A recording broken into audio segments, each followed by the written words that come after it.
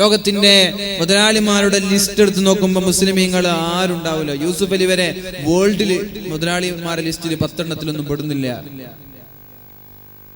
മുസ്ലിങ്ങളാണ്. Bill Gates, Carlos slim, ബാനീസ്, ഇവരൊക്കെ മുസ്ലിങ്ങളാണ്. ഇന്നല്ലാഹ യുഅതിൽ മാല ലിമൻ അഹബ്ബ വലിമൻ ലം യുഹിബ്. അല്ലാഹു സമ്പത്ത് ഇഷ്ടപ്പെട്ടവനും കൊടുക്കും, ഇഷ്ടപ്പെടാത്തവനും കൊടുക്കും.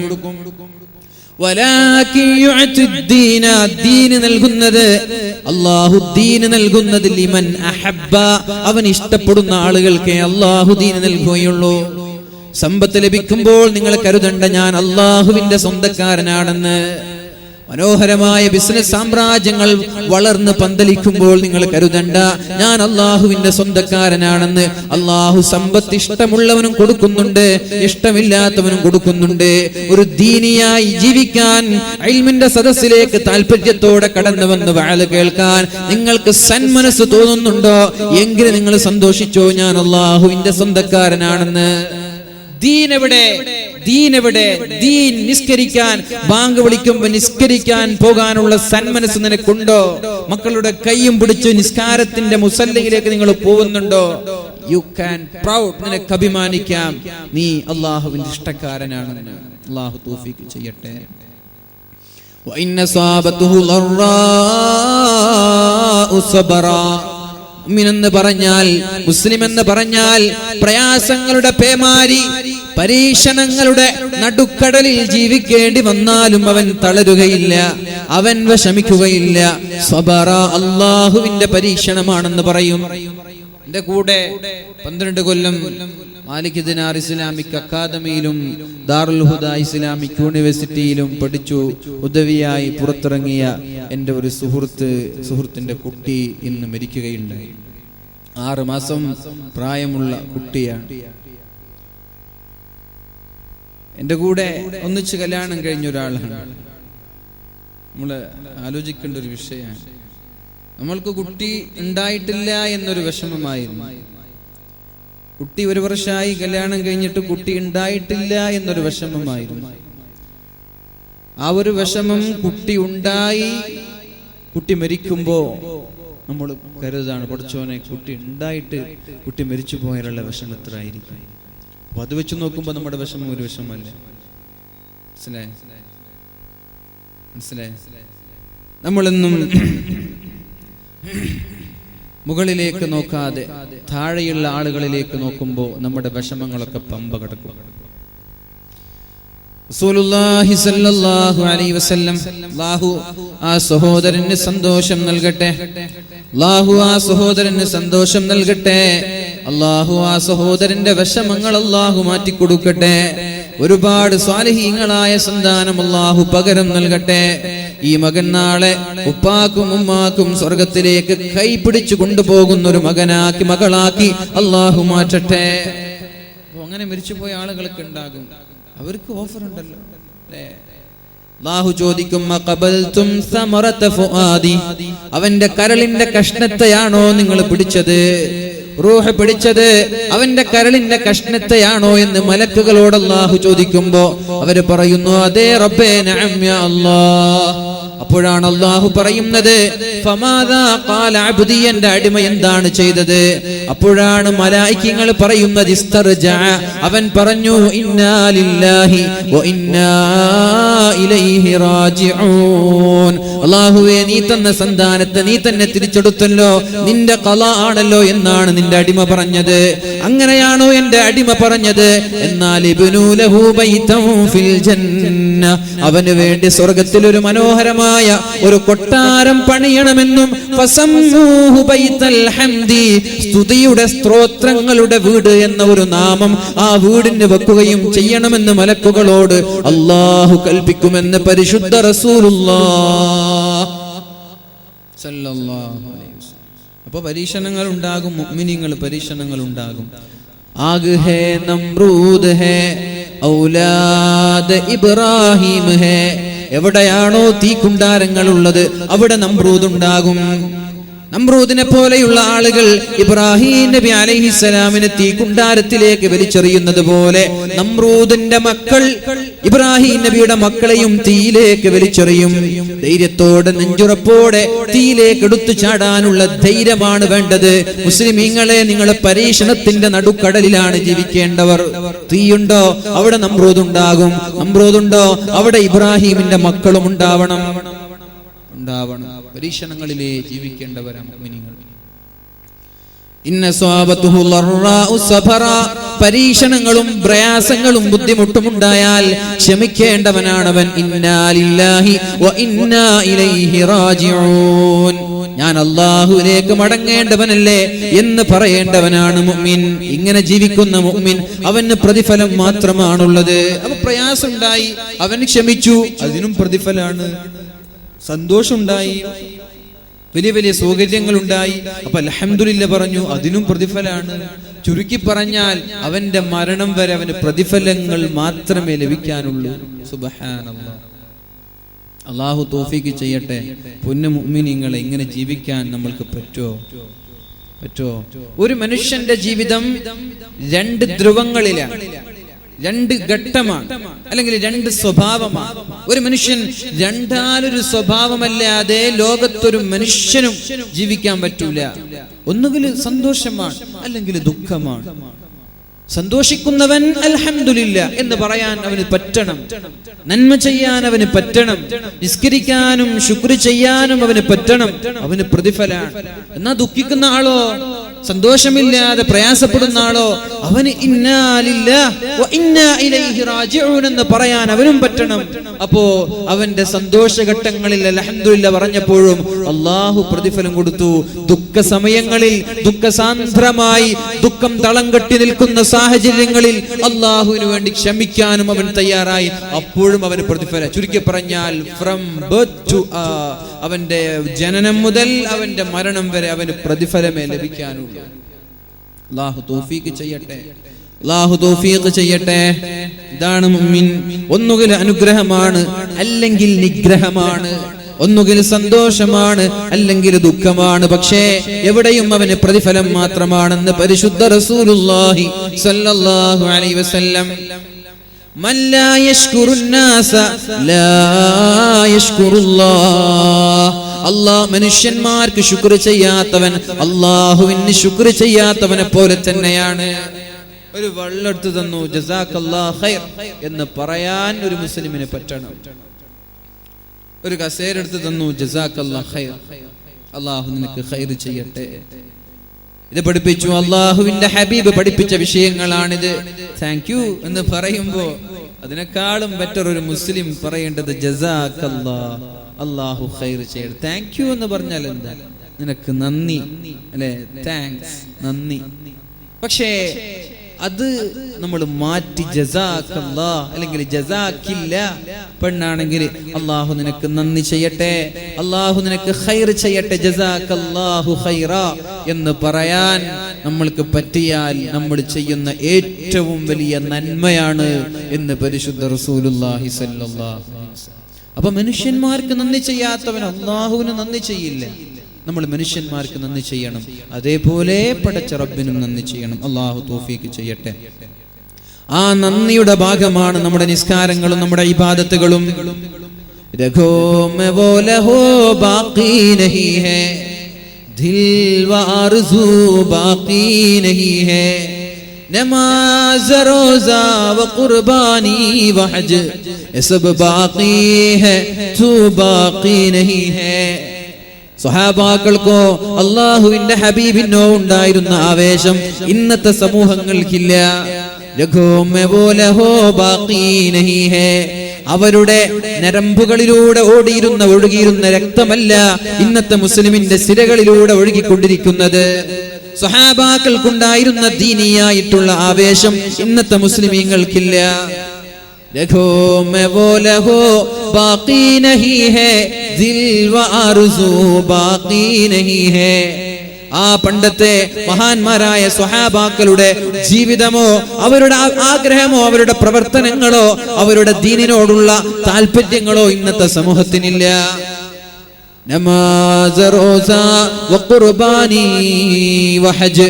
നമ്മുടെ നിസ്കാരങ്ങൾ ബാക്കിയാണ്, നമ്മുടെ നോമ്പുകളും ബാക്കിയാണ്, നമ്മുടെ ഹജ്ജും ബാക്കിയാണ്, സകാത്തും ബാക്കിയാണ്, സ്വതക്കകളും ബാക്കിയാണ്. പക്ഷേ യസബ് ബാഖി ഹൈ തൂ ബാഖി നഹീ ഹൈ. പൊന്നുമോനെ, എല്ലാം ബാക്കിയാണ്, പക്ഷേ നീ മാത്രം ബാക്കിയല്ല. നീ മരിക്കേണ്ടവനാണ്, നീ ബാക്കിയല്ല. നിന്റെ എത്രയോ നിസ്കാരങ്ങൾ നിനക്ക് നഷ്ടപ്പെടുന്നുണ്ട്, എത്രയോ നോമ്പുകൾ പെൺകുട്ടികൾ ഖലാ വീട്ടാനുണ്ട്. പടച്ചോനെ, 3 വർഷത്തെ നോമ്പൊക്കെ ഖലാ വീട്ടാനുണ്ട് എന്ന് പറയാറുണ്ട് ചില ആളുകളൊക്കെ. പടച്ചോനെ, ഇതൊക്കെ ഖലാ വീട്ടാതെ മരിച്ചു പോയാൽ എന്ത് മറുപടിയാ പടച്ച റബ്ബിനോട് പറയാ? സഹോദരിമാർ, കാര്യം ഗൗരവമാണ്. എത്രയെത്ര നോമ്പുകൾ അള്ളാഹു എക്സ്ക്യൂസ് നൽകി. ആ എക്സ്ക്യൂസ്, ഇളവ് നമ്മൾ ഉപയോഗിച്ച് അടുത്ത റമളാനിന് മുമ്പ് ഒരു 7 നോമ്പ്, 330 ദിവസത്തിൽ ഒരു 7 നോമ്പ് പൊന്നുമോളെ നീ ഒന്ന് നോക്കി തീർക്ക് എന്ന് പറഞ്ഞിട്ട് നോക്കാം, പെണ്ണിന് പറ്റുന്നില്ല. എന്നാ പിന്നെ അതേ പെണ്ണ് ഡൈറ്റിങ്ങിലാണ്, അതേ പെണ്ണ് നാസ്ത കഴിക്കാറില്ല, അതേ പെണ്ണ് ഭക്ഷണം കഴിക്കാറില്ല. എന്റെ തടി ഒന്ന് ഫാറ്റി ബോഡി ആകുമോ, അല്ലെങ്കിൽ ഞാനൊന്ന് തടിച്ചു കൊഴുത്തു വരുമോ, എന്നെ ആളുകൾ നോക്കില്ലേ, ആളുകൾ എന്നെ ശ്രദ്ധിക്കില്ലേ, എന്റെ സ്ലിം ബ്യൂട്ടി നഷ്ടപ്പെടുമോ എന്നൊക്കെ പെണ്ണ് ബാക്കാണ്. ആ പെണ്ണിനെ ഒരു ചപ്പാത്തി കഴിക്കുന്ന പെണ്ണത് കഴിക്കാതിരുന്ന നോമ്പായില്ലേ? ഒരു ചപ്പാത്തി രാവിലെ, ചിലപ്പോ രാവിലെ കഴിക്കില്ല, ഉച്ചയ്ക്കും കഴിക്കില്ല, രാത്രി കഴിക്കില്ല, ഒരു വെള്ളമൊക്കെ കുടിച്ച് ജീവിക്കുന്ന ആളാണ്. പക്ഷേ നോമ്പ് ബാക്കിയാ. നമാസ്, റോസ, ഖുർബാനി വഹജ്.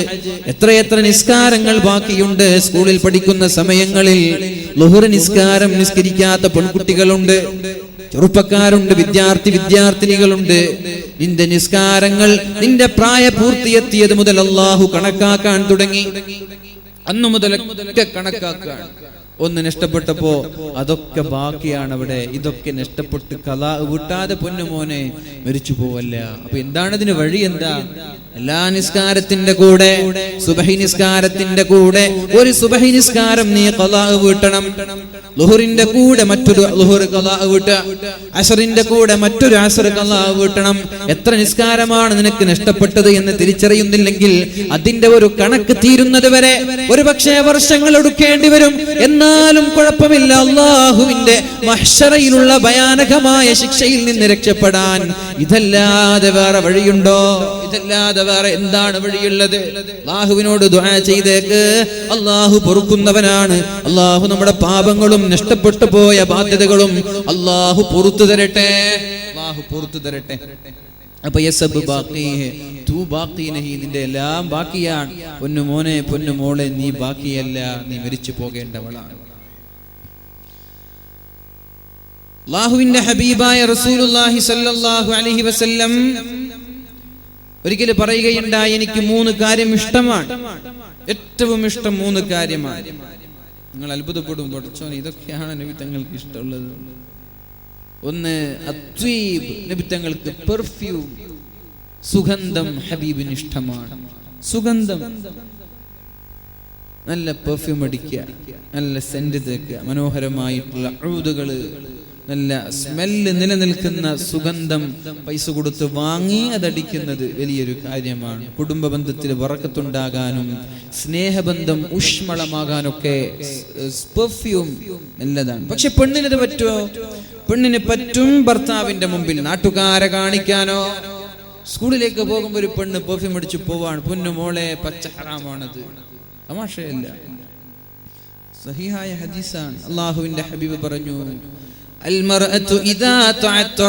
ഏതെങ്കിലും ഒരു പെണ്ണ് സുഗന്ധം പൂശി ആളുകൾക്കിടയിൽ ഇറങ്ങിയാൽ അവൾ വ്യഭിചാരി പെണ്ണാണ്. വ്യഭിചാരി പെണ്ണാണ്. നീ സുഗന്ധം പെർഫ്യൂം അടിച്ച് നീ സ്കൂളിൽ പോവുക, നിന്റെ സ്മെല്ലും നിന്റെ സുഗന്ധവും ആളുകളുടെ ആസ്വാദ്വാരത്തിലേക്ക് മൂക്കിലേക്ക് കയറുമ്പോ അയാൾക്ക് തോന്നി ഈ പെണ്ണിന്റെ സ്മെല്ല് ഇത്ര ഉണ്ടെങ്കിൽ അപ്പടിനൊന്ന് തൊട്ടു നോക്കണല്ലോ. എങ്ങനെയാ തോന്നുന്നത്? പെണ്ണിന്റെ സുഗന്ധം കയറുമ്പോ പെണ്ണിനൊന്ന് തൊട്ടു നോക്കാൻ തോന്നുകയാണ്. അതുകൊണ്ട് പൊന്നുമോളെ, നീ എന്ത് ചെയ്യണ്ട, നാട്ടുകാരെ തൊട്ടയിക്കാൻ വേണ്ടിയിട്ടോ നാട്ടുകാരുടെ അട്രാക്ഷൻ ലഭിക്കാനോ അല്ലെങ്കിൽ അവരുടെ ശ്രദ്ധ പിടിക്കാനോ നീ എന്ത് ചെയ്യണ്ട, സുഗന്ധം ഉപയോഗിക്കണ്ട. ഫഹിയ കദാ വ കദാ, അവൾ വ്യഭിചാരിയാണെന്ന് പരിശുദ്ധ റസൂലുള്ളാഹ്. പക്ഷേ വീട്ടിലിരിക്കുന്ന സമയങ്ങളിൽ മനോഹരമായ സുഗന്ധം ഉപയോഗിക്കുക, നിന്റെ ഭർത്താവിനെ തൃപ്തിപ്പെടുത്താൻ. അല്ലാഹു തൗഫീഖ് ചെയ്യട്ടെ. കീറിപ്പറിഞ്ഞ നൈറ്റിയും വസ്ത്രങ്ങളൊക്കെ മാറ്റി നല്ല വസ്ത്രം ധരിച്ചെന്ന് പെർഫ്യൂം ഒക്കെ തേച്ച് മനോഹരമായി വീട്ടിൽ നിൽക്കുക. അല്ലാഹു തൗഫീഖ് ചെയ്യട്ടെ. നിങ്ങൾ ഭയങ്കര ഗൗരവത്തിലാണല്ലോ, ചിരിക്കുന്നൊന്നുമില്ല ആരും. പഠിച്ചോൻ എന്തായി, എന്തെങ്കിലും ദേഷ്യം ചോട്ടിയൊന്നുമില്ല എല്ലാവർക്കും. അങ്ങനെ ഗൗരവത്തിൽ മസിൽ പിടിച്ച് നോക്കുന്നുണ്ടല്ല, നിർത്തണം വേണ്ടല്ലോ. അപ്പൊ അല്ലാഹുവിന്റെ ഹബീബിന് ഇഷ്ടമുള്ള 3 കാര്യം: 1 അത്വീബ്, സുഗന്ധമാണ്, പെർഫ്യൂം. 2 അറബികളൊക്കെ കാണുന്ന ലക്ഷങ്ങളൊക്കെ കൊടുത്തിട്ടാണ് പിന്നെ ഉഴുതൊക്കെ വാങ്ങുക, ലക്ഷങ്ങൾ കൊടുത്തിട്ട്. 2ാമത്തെ കാര്യം അന്നിസാ, എന്റെ ഭാര്യമാർ എനിക്ക് ഇഷ്ടമാണ്. നമ്മൾക്ക് ഇഷ്ടമില്ലാത്ത ആളാണെന്ന് തോന്നുന്നല്ലേ ഭാര്യമാര്, അല്ലേ? ഏറ്റവും ഇഷ്ടമില്ലാത്ത നിബിത്തങ്ങൾക്ക് ഏറ്റവും ഇഷ്ടമുള്ള 3 കാര്യം: 1 സുഗന്ധം, 2 നിബിത്തങ്ങളുടെ ഭാര്യമാർ. നിബിത്തങ്ങളുടെ ഭാര്യമാർ നിബിത്തങ്ങൾക്ക് വല്ലാതെ ഇഷ്ടമാണ്. അതേപോലെ നമ്മൾ അങ്ങനെ ആവുക, നമ്മുടെ സുഗന്ധം ഇഷ്ടപ്പെടുക, നമ്മുടെ ഭാര്യമാരെ മാത്രം ഇഷ്ടപ്പെടുക. നമ്മൾ ഭാര്യമാരെ മാത്രം ഇഷ്ടപ്പെടൂല, മറ്റുള്ളവരൊക്കെ ഇങ്ങനെ ഇഷ്ടപ്പെടും, അല്ലേ? അല്ലാഹു നമ്മുടെ ഇടയിലുള്ള സ്നേഹബന്ധങ്ങളൊക്കെ വളരെ ഭംഗിയായി മരണം വരെ നിലനിർത്തി തരട്ടെ. 3ാമത്തേത് എനിക്ക് കണ്ണിന് കുളിർമ ലഭിക്കുന്നത്, എനിക്ക് സന്തോഷം ലഭിക്കുന്നത് നിസ്കാരത്തിലേക്ക് കയറുമ്പോഴാണ്. എനിക്ക് പെണ്ണിന്റെ ഭാര്യമാരെ ഇഷ്ടമാണ്, എനിക്ക് സുഗന്ധവും ഇഷ്ടമാണ്. പക്ഷേ എനിക്ക് കണ്ണിന് കുളിർമ ലഭിക്കുന്നത് നിസ്കാരത്തിലേക്ക് കയറുമ്പോഴാണെന്ന് പരിശുദ്ധ റസൂലുള്ളാഹി സ്വല്ലല്ലാഹു അലൈഹി വസല്ലം. അല്ലാഹുവിന്റെ ഹബീബ് ബാങ്ക് വിളിച്ചാൽ ഇഖാമത്ത് കൊടുക്കാൻ മഹാനായ ബിലാൽ ഇബ്നു റവാഹ റളിയല്ലാഹു അൻഹുവിനോട് പറയുന്നൊരു ഡയലോഗ് ഉണ്ട്: ബിലാൽ, ഹും യാ ബിലാൽ, ബിലാലെ എണീറ്റ് നിൽക്കണം, ഫഅരിഹനാ ബിസ്സലാ, നിസ്കാരം കൊണ്ട് എനിക്കൊന്ന് റാഹത്താക്കി തരണം. എനിക്ക് റാഹത്ത് ലഭിക്കുന്നത് എവിടെ? നിസ്കരിക്കുമ്പോഴാ, സീസർ വലിക്കുമ്പോഴല്ല, അല്ലെ? ഒരു കിക്ക് കിട്ടാൻ വേണ്ടിട്ടൊക്കെ സീസർ വലിക്കുക. കഞ്ചാവും ഹുക്കയൊക്കെ അടിച്ചില്ലെങ്കിൽ അന്നത്തെ ദിവസം മൂടൗട്ടാണ്. അറബികളൊക്കെ കാണാം ഇങ്ങനെ വലിച്ചൂതിയിരിക്കുന്ന രംഗങ്ങൾ. അപ്പോ റാഹത്ത് ലഭിക്കണമെങ്കിൽ എന്ത് ചെയ്യണം? സീസർ വലിക്കലല്ല, കള്ളു കുടിക്കലല്ല, സിനിമ കാണലല്ല, കഞ്ചാവടിക്കലല്ല. പിന്നെന്താണ്? നിന്റെ റാഹത്ത് നിന്റെ നിസ്കാരമാണ്. നിസ്കാരം കൊണ്ട് എന്നെ ഒന്ന് റാഹത്താക്കണം ബിലാലെ എന്നാണ് അല്ലാഹുവിന്റെ ഹബീബ് പറഞ്ഞത്. നിസ്കാരത്തിലേക്ക് കയറുമ്പോഴാണ് അവർക്ക് റാഹത്ത് ലഭിച്ചിരുന്നത്. ആ ഒരു റാഹത്ത് നമ്മൾക്കും ലഭിക്കും എപ്പോ? ഇദാ അറഫ റബ്ബ, അല്ലാഹുവിനെ തിരിച്ചറിയണം, അല്ലാഹുവിനെ തിരിച്ചറിയണം. അൽ മുഅ്മിനു ഇദാ അറഫ റബ്ബഹു അഹബ്ബ, അല്ലാഹുവിനെ തിരിച്ചറിഞ്ഞാൽ അല്ലാഹുവിനെ സ്നേഹിക്കാൻ തുടങ്ങും. ആരാണ് റബ്ബ് എന്ന് ഇന്ന് വരെ നമ്മൾ പഠിച്ചിട്ടില്ല. എന്റെ റബ്ബാരാ? എന്റെ റബ്ബ് അല്ലാഹുവാണ്. പക്ഷെ റബ്ബ് ആരാണ്, എന്താണ് പടച്ചോൻ തിരിച്ചറിഞ്ഞിട്ടില്ല. അതുകൊണ്ടാണ് ആ സ്നേഹം നമ്മൾക്ക് ലഭിക്കാത്തത്. ഇദാ അറഫ റബ്ബഹു അഹബ്ബ, അല്ലാഹുവിനെ നമ്മൾ തിരിച്ചറിഞ്ഞാൽ അല്ലാഹുവിനെ നമ്മൾ സ്നേഹിക്കാൻ തുടങ്ങും. വഇദാ അഹബ്ബഹു വഖബല അലൈഹി, അല്ലാഹുവിനെ സ്നേഹിച്ചാൽ പിന്നെ എല്ലാ പ്രശ്നങ്ങളും എല്ലാ പ്രവർത്തനങ്ങളും അല്ലാഹുവിന് വേണ്ടിയായിരിക്കും. അങ്ങനെ റബ്ബിനെ നമ്മൾ മനസ്സിലാക്കുമ്പോഴാണ് അല്ലാഹുവിലേക്ക് മടങ്ങാനുള്ള താല്പര്യം ഉണ്ടാവുന്നത്. അങ്ങനെ മടങ്ങിയാൽ അതിന്റെ മാധുര്യം നമ്മൾക്ക് ലഭിക്കാൻ തുടങ്ങും. അതിന്റെ മാധുര്യം ലഭിച്ചാൽ പിന്നെ ദുനിയവിയായ ഭൗതിക സുഖങ്ങളോട് നമ്മൾക്ക് താല്പര്യം ഉണ്ടാവില്ല. അള്ളാഹുവിനെ തിരിച്ചറിയുമ്പോ നിസ്കാരത്തിന് മാധുര്യം ഉണ്ടാകും, നോമ്പിന് മാധുര്യം ഉണ്ടാകും, ഒക്കെ നല്ല ടേസ്റ്റ്ഫുൾ ആയി നമ്മൾക്ക് മാറും. അതിനാദ്യം നമ്മൾ എന്ത് ചെയ്യണം? അള്ളാഹുവിനെ നമ്മൾ തിരിച്ചറിയണം. അല്ലാഹു തൗഫീഖ് ചെയ്യട്ടെ, അല്ലാഹു തൗഫീഖ് ചെയ്യട്ടെ. ആ നിസ്കാരത്തിലും മറ്റുള്ള പ്രവർത്തനങ്ങളിലൊക്കെ മാധുര്യം ഉണ്ടാവാൻ അല്ലാഹു തൗഫീഖ് ചെയ്യട്ടെ. അല്ലാഹുവിന്റെ ഹബീബായ റസൂലുള്ളാഹി സ്വല്ലല്ലാഹു അലൈഹി വസല്ലം എന്ത് പ്രയാസങ്ങൾ ഉണ്ടെങ്കിലും എന്ത് ബുദ്ധിമുട്ടുണ്ടെങ്കിലും അല്ലാഹുവിന്റെ ഹബീബ് നേരെ ചെന്നിരുന്നത് നിസ്കാരത്തിലേക്കാണ്. വലിയൊരു കൊടുങ്കാറ്റ് വന്നു. എന്നാ പിന്നെ മൂടിപ്പുതച്ചുറങ്ങലല്ല, വേഗം ഇഖാമത്ത് കൊടുക്കും, നിസ്കരിക്കാൻ വേണ്ടി കൈ കെട്ടും. വലിയൊരു ഇടിയുടെ ശബ്ദം കേട്ടു, അല്ലെങ്കിൽ ചന്ദ്രഗ്രഹണം സംഭവിച്ചു. ഉടനെ ഹബീബ് അഭയം തേടുന്നത് നിസ്കാരത്തിലേക്കാണ്. ഏതുവരെ ആ ഒരു പ്രശ്നം തീരുന്നത് വരെ അള്ളാഹുവിന്റെ ഹബീബ് സല്ലല്ലാഹു അലൈഹി വസല്ലം നിസ്കരിച്ചു കൊണ്ടേയിരിക്കും. എങ്ങനെയാണ് ബദ്ർ യുദ്ധം അള്ളാഹു നമ്മൾക്ക് അനുകൂലമാക്കി തന്നത്? 313 സ്വഹാബാക്കളുടെ മനക്കരുത്താണെന്ന് കരുതുന്നുണ്ടോ? അല്ല. വാളില്ലാതെ ഭക്ഷണമില്ലാതെ 313 സ്വഹാബാക്കൾ പരിശുദ്ധമായ റമളാനിന്റെ പട്ടാപകലിൽ യുദ്ധം ചെയ്ത് വാശിയോടെ യുദ്ധം ചെയ്ത് നേടിയതാണ്. പക്ഷേ അവരുടെ ആയുധ പാഠമോ അവരുടെ അംഗബലമോ അല്ല ഇസ്ലാമിന് വിജയം നൽകിയത്.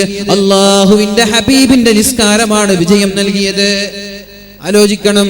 എല്ലാവരും ബദറിന്റെ രണാങ്കണത്തിലിറങ്ങി യുദ്ധത്തിൽ മുഴുകിയിരിക്കുമ്പോ അള്ളാഹുവിന്റെ ഹബീബ് സല്ലല്ലാഹു അലൈഹി വസല്ലം എന്ത് ചെയ്തു? തന്റെ ടെന്റിൽ ഇരുന്നു കൊണ്ട് സുജൂദിൽ കിടന്നിട്ട് ദുആ ചെയ്യാൻ തുടങ്ങി. യാ ഹയ്യു യാ ഖയ്യൂം, യാ ഹയ്യു യാ ഖയ്യൂം, യാ ഹയ്യു യാ ഖയ്യൂം. സുജൂദിൽ കിടന്നിട്ട് ദുആ ചെയ്തു. ഓ ജീവിപ്പിക്കുന്നവനെ, ഞങ്ങളെ ജീവിപ്പിക്കണേ. യാ ഖയ്യൂം, ഓ നിലനിർത്തുന്നവനെ, നീ ഞങ്ങളെ നിലനിർത്തണേ അല്ലാഹ് എന്നർത്ഥമുള്ള ദിക്റാണ് അള്ളാഹുവിന്റെ ഹബീബ് സുജൂദിൽ കിടന്നിട്ട് ചൊല്ലാൻ തുടങ്ങിയത്. മഹാനായ അലി ഇബ്നു അബീ ത്വാലിബ് റളിയല്ലാഹു അൻഹു യുദ്ധത്തിന്റെ ഇടയിൽ അള്ളാഹുവിന്റെ ഹബീബിനെ കാണാൻ വേണ്ടി ടെന്റിലേക്ക് കടന്നു വരുമ്പോ അള്ളാഹുവിന്റെ ഹബീബ് സുജൂദിൽ കടന്നിട്ട് പൊട്ടിക്കരയുകയാണ്. അള്ളാഹുവിനോട് ദിക്ർ ചൊല്ലുകയാണ്. യാ ഹയ്യു യാ ഖയ്യൂം. അല്പനേരം അള്ളാഹുവിന്റെ ഹബീബിനെ നോക്കി നിൽക്കുന്നു. വീണ്ടും രണാങ്കണത്തിലേക്ക് കടന്നു ചൊല്ലുന്നു. ഒരുപാട് സമയം കഴിഞ്ഞപ്പോ വീണ്ടും അള്ളാഹുവിന്റെ ഹബീബിന്റെ സമീപത്തേക്ക് കടന്നു വരുന്നു. ഹബീബ് സുജൂദിലാണ്. സുജൂദിൽ കടന്നിട്ട് ദുആ ചെയ്യുകയാണ്. അള്ളാഹുവിന്റെ ഹബീബിനെ നോക്കി നിൽക്കുന്നുണ്ട്. അല്പസമയം കഴിഞ്ഞ് വീണ്ടും രണാങ്കണത്തിലേക്ക് പോകുന്നു. രണാങ്കണത്തിൽ നിന്ന് ഒരുപാട് സമയശേഷം വീണ്ടും മടങ്ങി വരുമ്പോ അള്ളാഹുവിന്റെ ഹബീബ് സുജൂദിലാണ്. യാ ഹയ്യു യാ ഖയ്യൂം. എന്നിട്ട് അള്ളാഹുവിന്റെ ഹബീബ് സുജൂദിൽ നിന്ന് തല ഉയർത്തുന്നു. ഫവജുഹു യതഹല്ലലു. 14-ാം രാവിന്റെ പൗർണമി പോലെ അള്ളാഹുവിന്റെ ഹബീബിന്റെ മുഖം പ്രകാശിക്കുന്നുണ്ട്. ബദ്ർ യുദ്ധം അതാ അള്ളാഹു വിജയിപ്പിച്ചു കൊടുത്തിരിക്കുകയാണ്. അങ്ങനെയാണ് അള്ളാഹു വിജയിപ്പിച്ചു കൊടുത്തു. എന്താ വിജയിപ്പിച്ചത്? അലി റളിയല്ലാഹു അൻഹുവിന്റെ ആർജവമോ ഉമർ റളിയല്ലാഹു അൻഹുവിന്റെ മസിൽ പോറൊന്നുമില്ല. അതൊക്കെ സൈഡാണ്. അള്ളാഹുവിന്റെ ഹബീബിന്റെ നിസ്കാരമാണ്. മഹാനായ റസൂലുള്ളാഹി സ്വല്ലല്ലാഹു അലൈഹി വസല്ലം അല്ലാഹുവിന്റെ ഹബീബായ മുഹമ്മദുർ റസൂലുള്ളാഹി സ്വല്ലല്ലാഹു അലൈഹി വസല്ലമ തങ്ങളെ മക്കക്കാരായ ശത്രുക്കൾ ക്രൂരമായി വേദനിപ്പിച്ചപ്പോ, ക്രൂരമായി പ്രയാസങ്ങൾ നൽകിയപ്പോ അള്ളാഹുവിന്റെ ഹബീബിനോട് അള്ളാഹു പരിഹാരം പറഞ്ഞു കൊടുത്തത് എന്താ? ശത്രുക്കളെ ക്രൂരമായി പീഡിപ്പിക്കുക. അപ്പൊ എന്താ പരിഹാരം കൊടുത്തത്? ബിസ്മില്ലാഹിർ റഹ്മാനിർ റഹീം.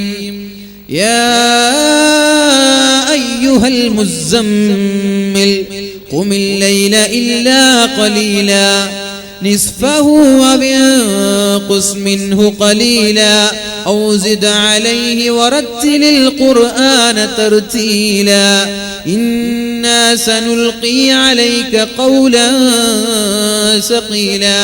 അല്ലാഹുവിന്റെ ഹബീബിനോട് പരിശുദ്ധമായ ഖുർആൻ പറഞ്ഞു. യാ അയ്യുഹൽ മുസ്സമ്മിൽ, ഓ മൂടിപ്പുതച്ചുറങ്ങുന്ന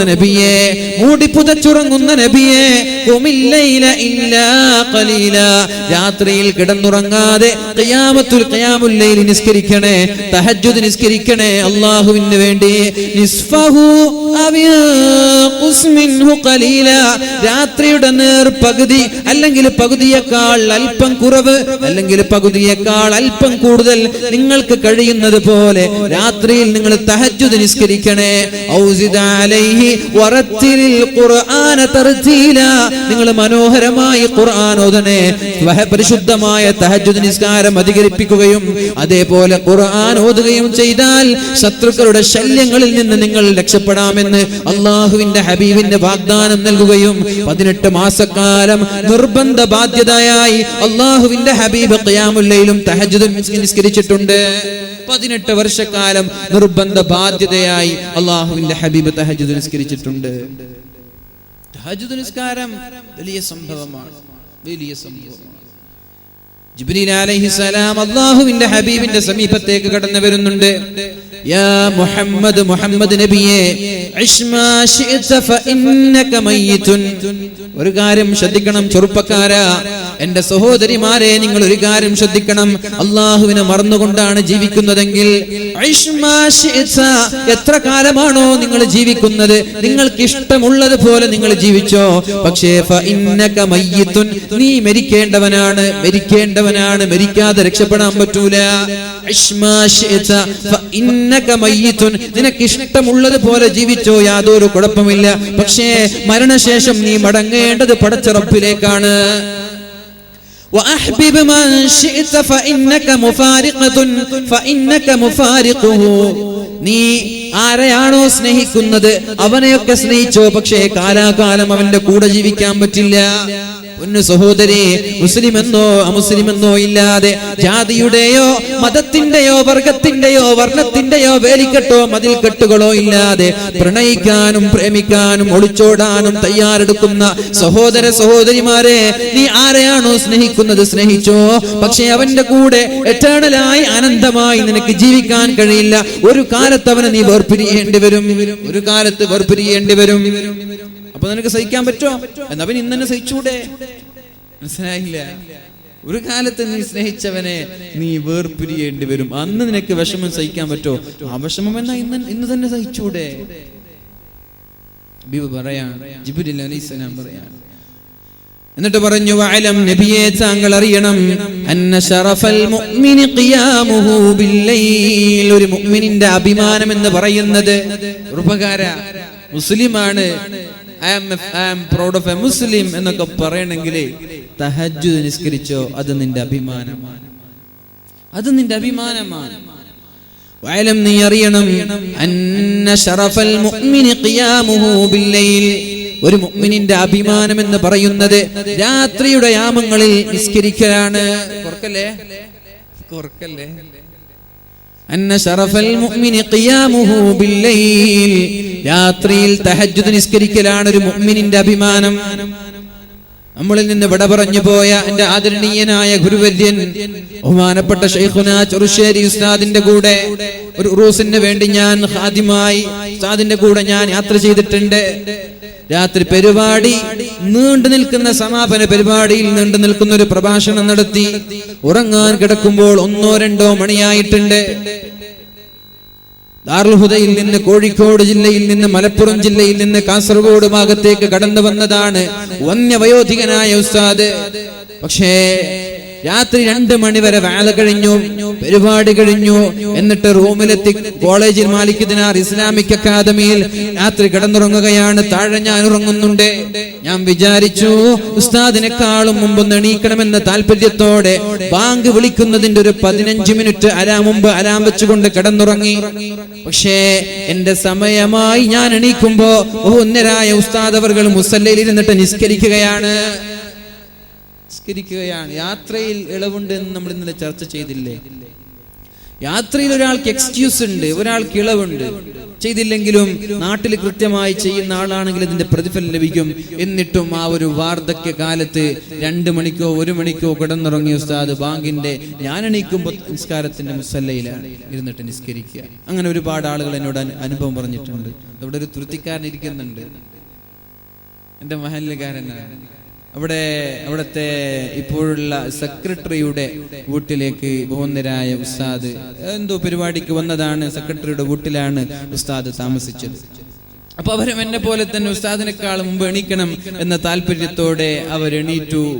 എപ്പോ ബാങ്കിന് എത്രയോ മുമ്പ് എണീറ്റ് നോക്കുമ്പോ ഉസ്താദ് ഇവിടെ നിസ്കരിക്കുകയാണ് എന്ന് നമ്മുടെ തുരുത്തി ജമാഅത്തിന്റെ ഇന്നത്തെ അഭിവന്ദനായ സെക്രട്ടറി എന്നോട് ഷെയർ ചെയ്യുകയുണ്ടായി. അപ്പൊ ഞാൻ പറഞ്ഞു, എനിക്കും ഇതുപോലൊരു അനുഭവം ഉണ്ടായി.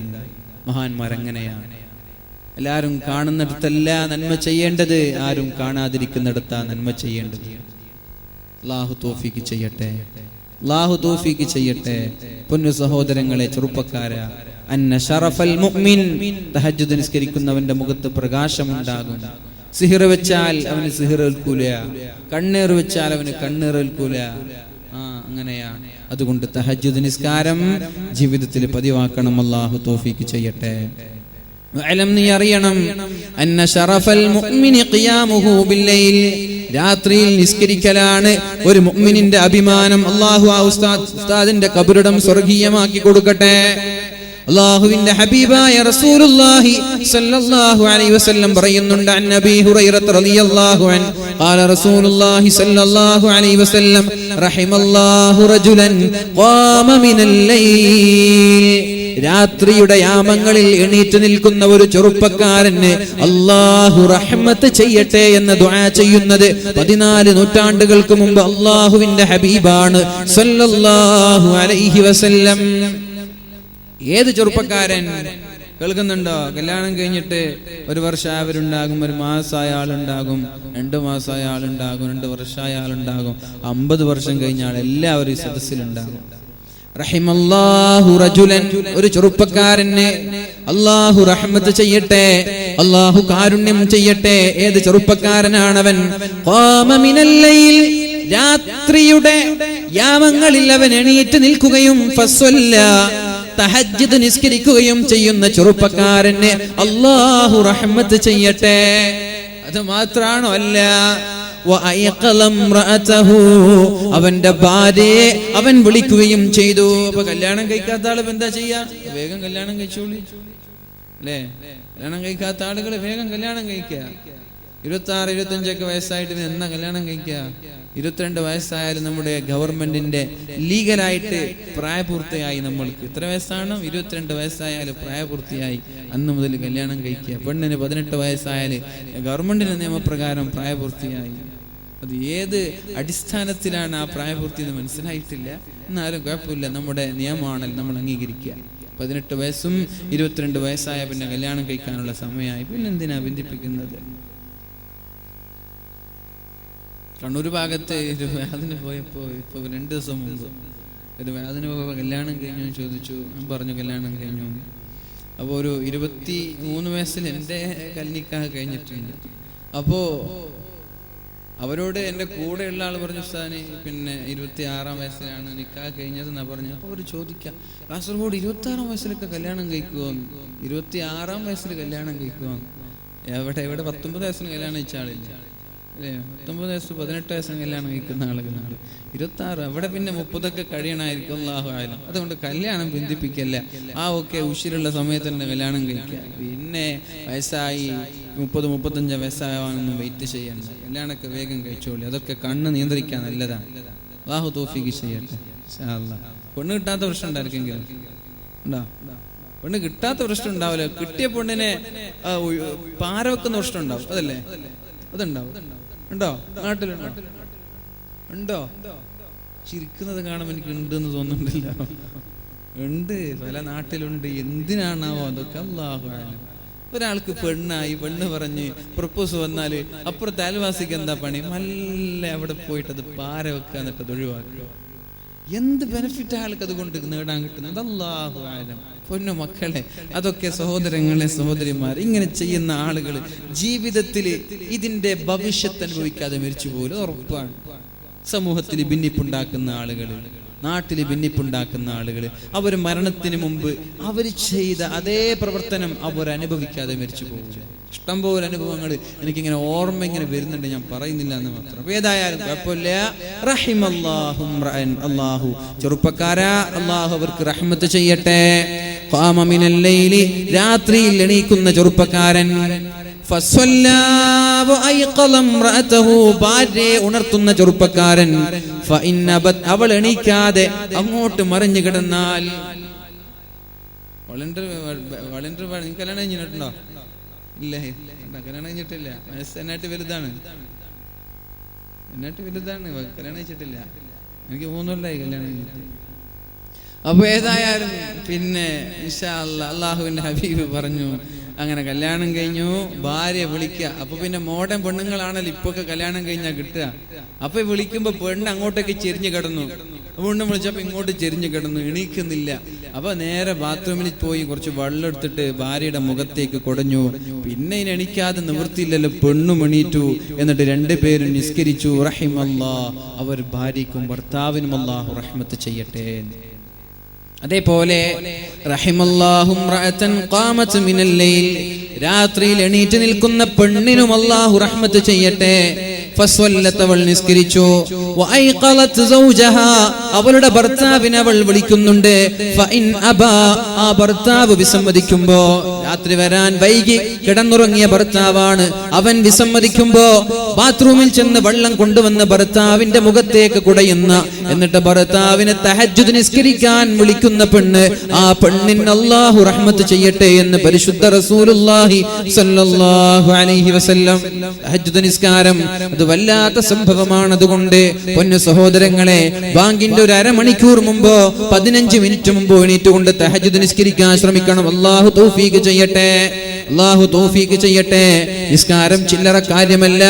അല്ലാഹുവിന്റെ ഹബീബായ റസൂലുള്ളാഹി സ്വല്ലല്ലാഹു അലൈഹി വസല്ലം നമ്മോട് പഠിപ്പിക്കുന്നത്, നിസ്കരിച്ചോ, നിങ്ങളുടെ വീട്ടിൽ ഐശ്വര്യം ഉണ്ടാകും, നിങ്ങൾക്ക് ദാരിദ്ര്യം ഉണ്ടാവൂല, പട്ടിണി നിങ്ങളുടെ വീട്ടിലേ ഉണ്ടാവൂല. അതിനെന്താ നിങ്ങൾ ചെയ്യേണ്ടത്? അല്ലാഹുവിന്റെ ഹബീബ് പറഞ്ഞു, വലാ തമുദ്ദന്ന ഐനൈക ഇലാ മാ മത്തഅനാ ബിഹി അസ്വാജം മിൻഹും സഹ്റതൽ ഹയാത്തിദ് ദുനിയാ ലിനഫ്തിനഹും ഫീഹി വറിസ്ഖു റബ്ബിക ഖൈറുൻ വഅബ്ഖാ. മറ്റുള്ളവരുടെ നേട്ടങ്ങളിലേക്ക് നീ കണ്ണോടിക്കണ്ട, മറ്റുള്ളവർ മുതലാളിമാരായത് കണ്ട് നീ അസൂയപ്പെടേണ്ട, അവന്റെ വീട് കണ്ട് നീ ആശ്ചര്യപ്പെടേണ്ട, അവന്റെ സമ്പത്തോ സ്ഥാനമാനങ്ങളോ വണ്ടിയോ കണ്ട് നീ ഞെട്ടാ നിൽക്കണ്ട. നീ അങ്ങനെ ഞെട്ടണ്ട. എന്തിന്? അവന് നൽകിയത് അവനോട് സ്നേഹമുള്ളത് കൊണ്ടല്ല. അള്ളാഹു പറയാണ്, ഞാനതൊക്കെ കൊടുത്തത് എന്തിനാ? ലിനഫ്തിനഹും ഫീ, അവരെ പരീക്ഷിക്കാനാണ്. ലിനഫ്തിനഹും ഫീ, അവർക്ക് ഞാൻ നൽകിയത് പരീക്ഷിക്കാനാണ്. നിനക്കത് തന്നിട്ടില്ല, എത്രയുള്ളൂ. ലിനഫ്തിനഹും ഫീ, അവരെ പരീക്ഷിക്കാൻ ഞാൻ ചില ആളുകൾക്ക് സമ്പത്തും വീടും വാഹനങ്ങളും എല്ലാം നൽകി. അത് കണ്ട് നിന്റെ കണ്ണ് മഞ്ഞളിക്കണ്ട, നീ വിഷമിക്കണ്ട. വറിസ്ഖു റബ്ബിക ഖൈറുൻ വഅബ്ഖാ, നിന്റെ റബ്ബിന്റെ ഭക്ഷണമാണ് നിനക്ക് ഏറ്റവും നല്ലത്. അബ്ഖാ, അബ്ഖാ എന്ന് പറഞ്ഞാൽ ബാക്കിയാകുന്നത്. അബ്ഖ എന്ന് പറയുമ്പോ കുറച്ചും കൂടി ശക്തി കൊടുക്കാൻ. അത് ദുനിയാവിലും ബാക്കിയാണ്, ആഖിറത്തിലും ബാക്കിയാണ്. ഇവിടെയും കിട്ടും, അവിടെയും കിട്ടും ഭക്ഷണം. രണ്ട് സ്ഥലത്ത് ഭക്ഷണം കിട്ടാൻ എന്താ വഴി? ദുനിയാവിലും ഭക്ഷണം കിട്ടും, ആഖിറത്തിലും ഭക്ഷണം കിട്ടും. അതിനെന്താ വേണ്ടത്? അല്ലാഹു അടുത്ത ആയത്തിൽ പരിഹാരം പറയുന്നുണ്ട്. വഅ്മുർ അഹ്ലക ബിസ്സലാത്തി വസ്തബിർ അലൈഹാ, നിന്റെ മക്കളോട് പറയണേ, ഭാര്യമാരോട് പറയണേ, കുടുംബക്കാരോട് പറയണേ നിസ്കരിക്കാൻ. എല്ലാവരും നിസ്കരിക്കണം. ഒരു വീട്ടിലെ എല്ലാവരും നിസ്കരിച്ചാൽ ആ വീട്ടിലെ അല്ലാഹുവിന്റെ റിസ്ഖു റബ്ബിക ഖൈറുൻ വഅബ്ഖാ, അല്ലാഹുവിന്റെ അബ്ഖയായ ആഖിറത്തിലേക്കും ബാക്കിയുള്ള ഭക്ഷണം കിട്ടും. അതിനെന്ത് വേണം? വഅ്മുർ അഹ്ലക ബിസ്സലാ, നീ നിന്റെ ഭാര്യയോട്, നിന്റെ മക്കളോട്, വീട്ടുകാരോട് നിസ്കരിക്കാൻ കൽപ്പിക്കുക. എല്ലാവരും നിസ്കരിക്കട്ടെ. ഒരു വീട്ടിൽ എല്ലാവരും നിസ്കാരക്കാരാണെങ്കിൽ, കൃത്യമായി നിസ്കാരം നിർവഹിക്കുന്ന ആളാണെങ്കിൽ, ആ വീട്ടിൽ ദാരിദ്ര്യം ഉണ്ടാവൂല, ആ വീട്ടിൽ ദാരിദ്ര്യം ഉണ്ടാവൂല. അത് ഉറപ്പാണ്. അവർക്ക് പരിഹാരം അള്ളാഹു പല വഴിയിലൂടെയും തരും. ഞാൻ ഓർത്തു പോവാണ് മഹാനായ ഹാത്തിമുൽ അസ്സം റളിയല്ലാഹു അൻഹുവിന്റെ ചരിത്രം. ഹാത്തിമുൽ അസ്സം റളിയല്ലാഹു അൻഹുവിനോട് ചോദിക്കുന്നുണ്ട്, അല്ല, നിങ്ങൾക്ക് നിസ്കാരത്തിൽ ഇങ്ങനെ ഖുശൂ ലഭിക്കാൻ കാരണം എന്ത് എന്ന്. ഹാത്തിമുൽ അസ്സം റളിയല്ലാഹു അദ്ദേഹത്തോട് ചോദിച്ചോ, നിസ്കാരത്തിൽ ഖുശൂ ലഭിക്കാനുള്ള കാരണം എന്താണ്? മഹാനായ ഹാത്തിമുൽ അസ്സം റളിയല്ലാഹു അൻഹു പറഞ്ഞത്, എനിക്ക് ഖുശൂ ലഭിക്കാനുള്ള കാരണം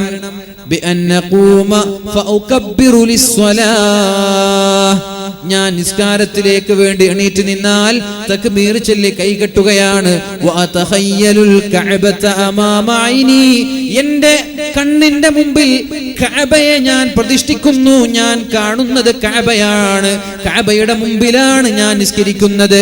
അത് ഞാൻ കഅബയെ മുമ്പിൽ പ്രതിഷ്ഠിക്കുമ്പോഴേക്കും എനിക്ക് ഇഖ്ലാസ് ലഭിക്കുന്നു എന്ന് ഹാത്തിമുൽ അസ്സം റളിയല്ലാഹു അൻഹു. കഅബ കണ്ട ആളുകൾക്ക് കൈപൊക്കിയേ, കുറേ ആളുണ്ട് മാഷാ അല്ലാഹ്. കഅബയുടെ മുമ്പിൽ നിന്നിട്ട് ആദ്യം നിസ്കരിക്കുമ്പോൾ ഒരു ഖുശൂ ലഭിക്കുന്നുണ്ടോ ഇല്ല? ഉണ്ടോ? ആദ്യം കഅബയുടെ മുമ്പിൽ നിന്നിട്ട് നിസ്കരിക്കുമ്പോൾ ഒരു ഖുശൂ ലഭിക്കുന്നുണ്ടോ ഇല്ലേ? ഇല്ലേ? പിന്നെ അവർക്ക് ഇനി എവിടെ പോയിട്ടുണ്ട് ഖുശൂ ലഭിക്കാൻ പോകുന്നില്ല. അവിടെ പോയിട്ട് ഖുശൂ ലഭിച്ചില്ലെങ്കിൽ കഅബയുടെ മുമ്പിൽ നിസ്കരിക്കുമ്പോൾ നമ്മൾ ഓർക്കും, പടച്ചോനെ ഞാൻ ഇത്ര കാലം ഇതിന്റെ മുമ്പിലേക്കാണല്ലോ വീട്ടിൽ നിന്ന് ഇങ്ങനെ തിരിഞ്ഞ് നിസ്കരിച്ചത്. പടച്ചോനെ, ആ കഅബയുടെ മുമ്പിലാണ് ഞാനുള്ളത്. അവിടെ നിസ്കരിക്കുമ്പോൾ ഒരു ഖുശൂ ഉണ്ട്. അപ്പൊ ഈ കഅബയെ എല്ലാ ദിവസവും മുന്നിൽ പ്രതിഷ്ഠിച്ചിട്ട് മുന്നിലുള്ളത് പോലെ ഞാൻ കരുതും എൻ്റെ മുമ്പിൽ കഅബയാണുള്ളത്. അപ്പൊ എനിക്ക് നിസ്കാരത്തിൽ ഖുശൂ കിട്ടും. ഹാത്തിം അൽ-അസ്മ റളിയല്ലാഹു അൻഹു പറയാം, അതേപോലെ വസ്സിറാത്തു തഹ്ത ഖദമി, എന്റെ കാൽപാദങ്ങൾക്ക് താഴെയുള്ളത് സിറാത്ത് പാലമാണെന്ന് ഞാൻ സങ്കല്പിക്കും. എന്താ സിറാത്ത് പാലം എന്ന് പറഞ്ഞാൽ? ജിസ്റുൻ മൽറൂബുൻ, ഒരു മുടിയേക്കാളും നേരിയത്, വാളിനേക്കാൾ മൂർച്ചയുള്ള ഒരു പാലമാണ് സിറാത്ത് പാലം എന്ന് പറഞ്ഞാൽ. ആ സിറാത്ത് പാലത്തിന്റെ മുകളിലാണ് ഞാൻ നിസ്കരിക്കുന്നത്, നിൽക്കുന്നത് എന്ന് ഞാൻ വിശ്വസിക്കും. അപ്പൊ എനിക്ക് പേടിയാകും, പടച്ചോൻ ഇങ്ങോട്ട് മാറിയാ വീഴും, ഇങ്ങോട്ട് മാറിയാലും വീഴും. ബാലൻസ് തെറ്റാതെ നിൽക്കുന്നത് പോലെ എന്റെ ശ്രദ്ധ അങ്ങോട്ടോ ഇങ്ങോട്ടോ പോവാതെ ഞാൻ ഇങ്ങനെ പേടിച്ച് നിസ്കരിക്കാൻ നിൽക്കും. എന്റെ കാൽപാദങ്ങൾക്ക് താഴെയുള്ളത് സിറാത്ത് പാലമാണ്. ആ സിറാത്ത് പാലം ഒന്ന് തെറ്റിയാൽ ഞാൻ നരകത്തിലേക്കാണ് വീഴുന്നത്. അപ്പൊ എനിക്ക് പേടി വരും, എനിക്ക് നിസ്കാരത്തിന് ഖുശൂ ഉണ്ടാകും. പിന്നെയോ വന്നാറു അൻ ശിമാലി, എന്റെ ഇടതുഭാഗത്ത് നരകമുണ്ട് എന്ന് ഞാൻ സങ്കല്പിക്കും. വലതുഭാഗത്ത് സ്വർഗമുണ്ട് എന്ന് ഞാൻ സങ്കല്പിക്കും. വലതുഭാഗത്ത് സ്വർഗവും ഇടതുഭാഗത്ത് നരകവും ഉള്ളത് പോലെയാ ഞാൻ നിസ്കരിക്കുന്നത്. അപ്പോഴേക്കും എനിക്ക് ഖുശൂ ലഭിക്കുമെന്ന് മഹാനായ ഹാത്തിം അൽ-അസ്മ റളിയല്ലാഹു അൻഹു പഠിപ്പിക്കുന്നുണ്ട്. വമലകുൽ മൗതി വറാഇ, മഹാനായ അസ്റായീൽ അലൈഹിസ്സലാം എന്റെ റൂഹ് പിടിക്കാൻ എന്റെ പിന്നാലെ കടന്നു വരുന്നുണ്ട്. എന്റെ റൂഹ് പിടിക്കാൻ മഹാനായ അസ്റായീൽ അലൈഹിസ്സലാം എന്റെ പിന്നാലെ ഉണ്ട് എന്ന് ഞാൻ ഓർക്കും. വഹാദാ ആഖിറു സ്വലാത്തി, ഇത് എന്റെ അവസാനത്തെ നിസ്കാരമാണെന്ന് ഞാൻ മനസ്സിൽ സങ്കല്പിച്ചിട്ടാണ് നിസ്കാരത്തിലേക്ക് കടക്കുന്നത്. അതുകൊണ്ട് എനിക്ക് വേറൊരു ചിന്ത വരാറില്ല. സുജൂദിൽ ചെന്നാലോ റുക്ഊഇൽ ചെന്നാലോ തഹയ്യാത്തിലാണെങ്കിലും അല്ലാഹുവിനെ കുറിച്ചുള്ള ചിന്തയല്ലാതെ മറ്റൊരു ചിന്ത എന്റെ മേഖലയിലേക്ക് വരാറില്ല. ഇങ്ങനെയാണ് എനിക്ക് നിസ്കാരത്തിൽ ഖുശൂ ലഭിക്കാനുള്ള കാരണമെന്ന് മഹാനായ ഹാത്തിം അൽ-അസ്മ റളിയല്ലാഹു അൻഹു. അദ്ദേഹം ഒരിക്കൽ ഹജ്ജിന് പോവാണ്. വീട്ടിൽ തീരെ പൈസയില്ല, ആരുടെയും കൈകളിൽ പൈസയില്ല. ഹജ്ജിന് പോവാൻ വല്ലാത്ത ആഗ്രഹമുണ്ട്. എങ്ങനെയാണ് ഹജ്ജിന് പോകുന്നത്? 5 പൈസ കയ്യിലില്ല. എങ്ങനെ ഹജ്ജിന് പോകും? ഒരു ദിവസം ഹജ്ജിന്റെ സമയമായപ്പോഴാണ് ഒറ്റയ്ക്കിരുന്ന് ഇങ്ങനെ കരയുന്നത് തന്റെ പ്രിയപ്പെട്ട കൊച്ചുമകൾ കാണുന്നത്. ഉപ്പാ, എന്തിനാണ് താങ്കൾ ഇങ്ങനെ കരയുന്നത്? മകളോട് പറഞ്ഞു, പൊന്നുമോളെ, ഉപ്പാക്ക് ഹജ്ജിന് പോവാൻ ആഗ്രഹമുണ്ട്, ഹജ്ജിന് പോയി ഹജ്ജ് ചെയ്യണമെന്ന താല്പര്യമുണ്ട്, അതുകൊണ്ടാണ് ഞാൻ കരയുന്നത്. അതിനെന്തിനാണ് ഉപ്പാ കരയുന്നത്? ഹജ്ജിന് പോയാൽ പോരെ. പക്ഷെ മോളെ, നിങ്ങൾക്ക് ഭക്ഷണം നൽകാൻ എന്റെ കയ്യിലൊന്നുമില്ല, പോകാനുള്ള സാമ്പത്തിക ശേഷി എന്റെ കയ്യിലില്ല. അപ്പോഴാണ് മകൾ പറയുന്നത്, അള്ളാഹുവിനെ പേടിയുള്ള കൊച്ചുമകൾ പറയുന്നത്, ഉപ്പാ, ഭക്ഷണം നൽകുന്നത് നിങ്ങളല്ല, അള്ളാഹുവല്ലേ ഭക്ഷണം നൽകുന്നത്. നിങ്ങൾ ധൈര്യമായി പോയിക്കോളൂ, ഞങ്ങളെ കുറിച്ച് ആലോചിക്കണ്ട. നിങ്ങൾ ഉണ്ടെങ്കിൽ തന്നെ അള്ളാഹു തരാൻ ഉദ്ദേശിച്ചില്ലെങ്കിൽ പിന്നെ എങ്ങനെയാണ് ഭക്ഷണം ലഭിക്കുന്നത്?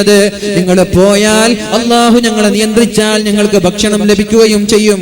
അതുകൊണ്ട് ഉപ്പ ടെൻഷൻ അടിക്കണ്ട, ഉപ്പ ധൈര്യമായി ഹജ്ജിന് പോയിക്കോളൂ എന്ന് പറഞ്ഞപ്പോഴാണ് ഹാത്തിം അൽ-അസ്മ റളിയല്ലാഹു അൻഹു മകളോട് പറഞ്ഞത്, മോളെ, നിന്റെ കാര്യം എനിക്ക് കുഴപ്പമില്ല, പ്രശ്നമില്ല. പക്ഷേ നിന്റെ ജ്യേഷ്ഠത്തിമാര്, നിന്റെ ഉമ്മയും എന്നെ സമ്മതിക്കുമോ? ഉപ്പ, നിങ്ങൾ വിഷമിക്കണ്ട, ഞാൻ എന്റെ ഉമ്മയോട് പറഞ്ഞേക്കാം, ഞാൻ എന്റെ ജ്യേഷ്ഠത്തിമാരോട് പറഞ്ഞേക്കാം. അങ്ങനെ വീട്ടിലിരുന്നിട്ട് ചർച്ച ചെയ്യുമ്പോഴാണ് വീട്ടുകാര് പറഞ്ഞത്, പോവാൻ പറ്റൂല. നിങ്ങൾ പോയാൽ ആരാണ് ഇവിടെ ഭക്ഷണം കൊണ്ടുവരുന്നത്? 2-3 ദിവസത്തെ ഭക്ഷണമല്ലാതെ ഒരന്നം പോലും ഈ വീട്ടിലില്ല, വെള്ളമല്ലാതെ ഒരു വസ്തു പോലും ഈ വീട്ടിലില്ല. പിന്നെ എങ്ങനെയാണ് ഞങ്ങൾ ഭക്ഷണം കഴിക്കുന്നത്? അതുകൊണ്ട് ഉപ്പാ, നിങ്ങൾ പോവല്ല എന്ന് മറ്റുള്ള മക്കൾ പറഞ്ഞപ്പോഴാണ് കൊച്ചുമകൾ ഉമ്മയോടും മറ്റുള്ള സഹോദരിമാരോടും പറയുന്നത്, അല്ലാഹുവാണ് റസ്സാഖ്, ഭക്ഷണം നൽകുന്നത് റബ്ബാണ്, ഉപ്പയല്ലല്ലോ. ഉപ്പയെ ധൈര്യമായി പറഞ്ഞേച്ചോ, യാതൊരു പേടിയും വേണ്ട. അങ്ങനെയുള്ള മക്കൾ നമ്മൾക്കുണ്ടാവട്ടെ, അല്ലേ? അങ്ങനെയുള്ള മക്കൾ നമ്മൾക്കുണ്ടാവട്ടെ. ആമീൻ പറയ്. അല്ലാഹു സാലിഹീങ്ങളായ കൺകുളിർമയുള്ള മക്കൾ അല്ലാഹു നമ്മൾക്ക് നൽകട്ടെ. അങ്ങനെ മഹാനായ ഹാത്തിമുൽ അസ്സം റളിയല്ലാഹു അൻഹു ഹജ്ജിന് പോവാൻ. വീട്ടുകാരൊക്കെ വിഷമുണ്ട്. പക്ഷേ ഈ മകളുടെ വാശി കാരണം ആർക്കും എതിർക്കാൻ പറ്റിയില്ല. അദ്ദേഹത്തിന്റെ കയ്യിൽ ഹജ്ജിന് പോകാനുള്ള പൈസ ഇല്ല. 2-3 ദിവസത്തെ ചെലവിന് അദ്ദേഹത്തിന്റെ കയ്യിൽ എന്തോ ഉണ്ട്. അങ്ങനെ പോയിട്ട് 3 ദിവസമാകുമ്പോഴാണ് ഒരു യാത്രക്കാരെ കണ്ടുമുട്ടുന്നത്.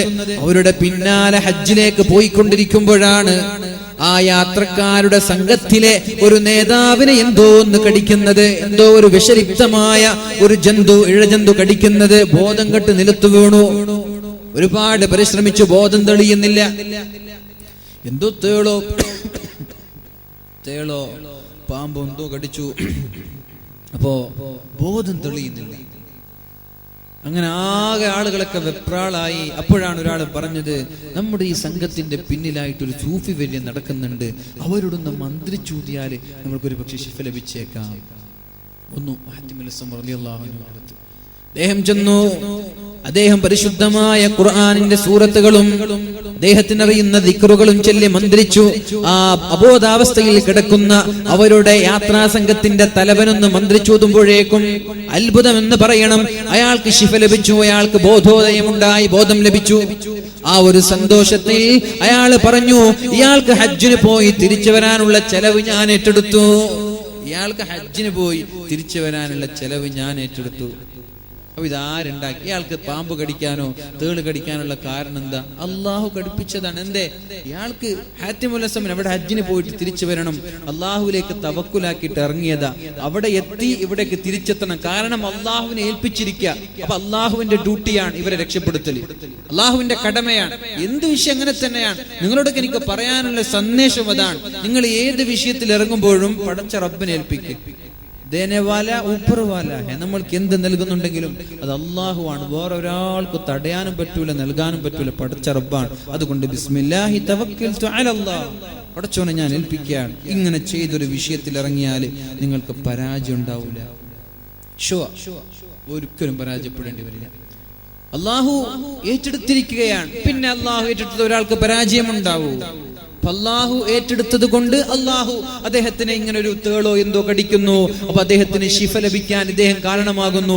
പോയി വരാനുള്ള ചെലവ് അള്ളാഹു ഒരു വഴിയിലൂടെ കൊടുക്കുകയാണ്. പിന്നെ വീട്ടുകാരുടെ അവസ്ഥ ദയനീയമാണ്. ഒന്നുമില്ല കഴിക്കാൻ. 3 ദിവസം കഴിഞ്ഞുള്ളതൊക്കെ കഴിച്ചു തീർന്ന് ആകെ വെള്ളം എവിടെ ഉള്ളൂ. മക്കളൊക്കെ കരയാൻ തുടങ്ങി, ഉമ്മ കരയാൻ തുടങ്ങി. എല്ലാവരും കരയുമ്പോഴാണ് പൊന്നുമോൾ ചിരിച്ചുകൊണ്ടേയിരിക്കുന്നത്. പൊന്നുമോൾ, കൊച്ചുമോൾ ചിരിച്ചുകൊണ്ടിരിക്കുന്നത്. ഉമ്മ ദേഷ്യപ്പെടാൻ തുടങ്ങി. ചിരിക്കല്ലേ, നമ്മളൊക്കെ ഇവിടെ കരയുമ്പോൾ ചിരിക്കാണല്ലേ. അപ്പോഴാണ് വീണ്ടും പറഞ്ഞത്, അല്ലാഹുവാണ് ഭക്ഷണം നൽകുന്നത്, ഉപ്പയല്ല. ഇന്നല്ലാഹ ഹുവർ റസ്സാഖ്, ഭക്ഷണം നൽകുന്നത് ഉപ്പയ്ക്കും നമ്മൾക്കും ഭക്ഷണം നൽകുന്നത് അല്ലാഹുവാണ്. ഉപ്പ വെറും റാസിഖാണ്, ഭക്ഷണം കഴിക്കുന്നവൻ മാത്രമാ. ഉപ്പ ഭക്ഷണം കഴിക്കുന്നവൻ മാത്രമാണ്. റാസിഖും റസ്സാഖും അല്ലാഹു തന്നെയാണ്. ഉപ്പ കിട്ടിയത് കഴിക്കുന്ന ഒരാളാണ്. 3-ാമത്തെ ദിവസം കഴിഞ്ഞു. അപ്പോഴാണ് എല്ലാവരും വിശന്ന് വലയുമ്പോഴാണ് രാത്രിയുടെ യാമങ്ങളിൽ വാതിലിന് ആരോ മുട്ടുന്നൊരു ശബ്ദം കേൾക്കുന്നത്. ആരോ ഒരാളിങ്ങനെ വാതിലിൽ മുട്ടുക. മക്കളൊക്കെ വിശന്നിട്ട് ഉറങ്ങിയിട്ടുണ്ട്. അപ്പൊ വാതിൽ തുറന്നു.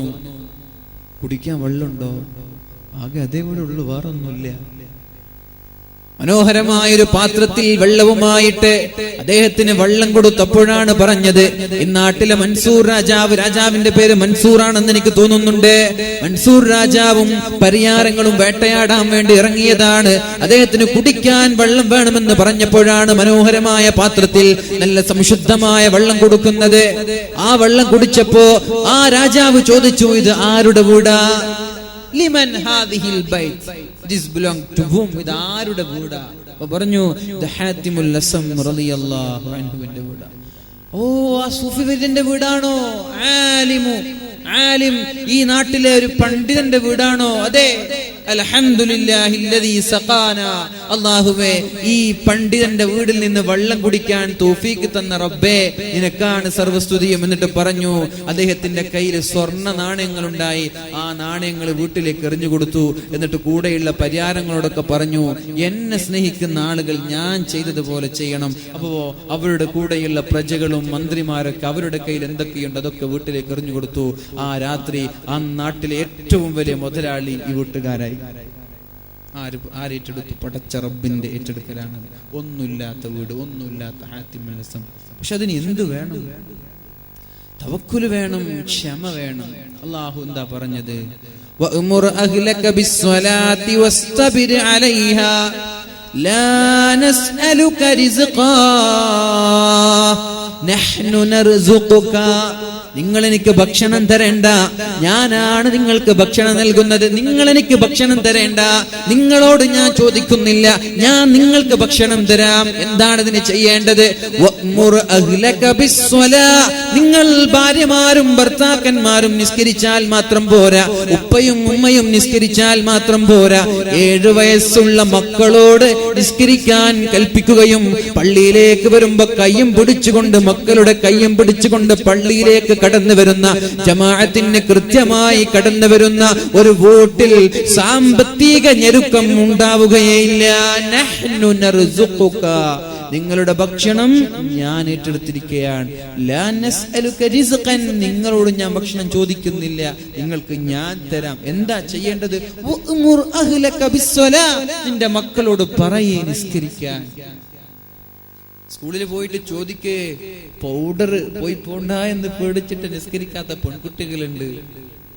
തമാശയല്ല, തമാശയല്ല. മേക്കപ്പ് ഒക്കെ ചെയ്തിട്ട് വീട്ടിൽ നിന്ന് പോവാ, പിന്നെ ഉച്ചയ്ക്ക് ളുഹ്ർ നിസ്കാരത്തിന് വുളുവൊക്കെ ചെയ്താൽ പടച്ചോനെ മേക്കപ്പും പൗഡറും ഫൗണ്ടേഷനൊക്കെ പോവല്ലോ. അതുകൊണ്ട് തൽക്കാലം വീട്ടിൽ പോയിട്ട് നിസ്കരിച്ചാൽ മതി, നിസ്കാരം ഒഴിവാക്കുക.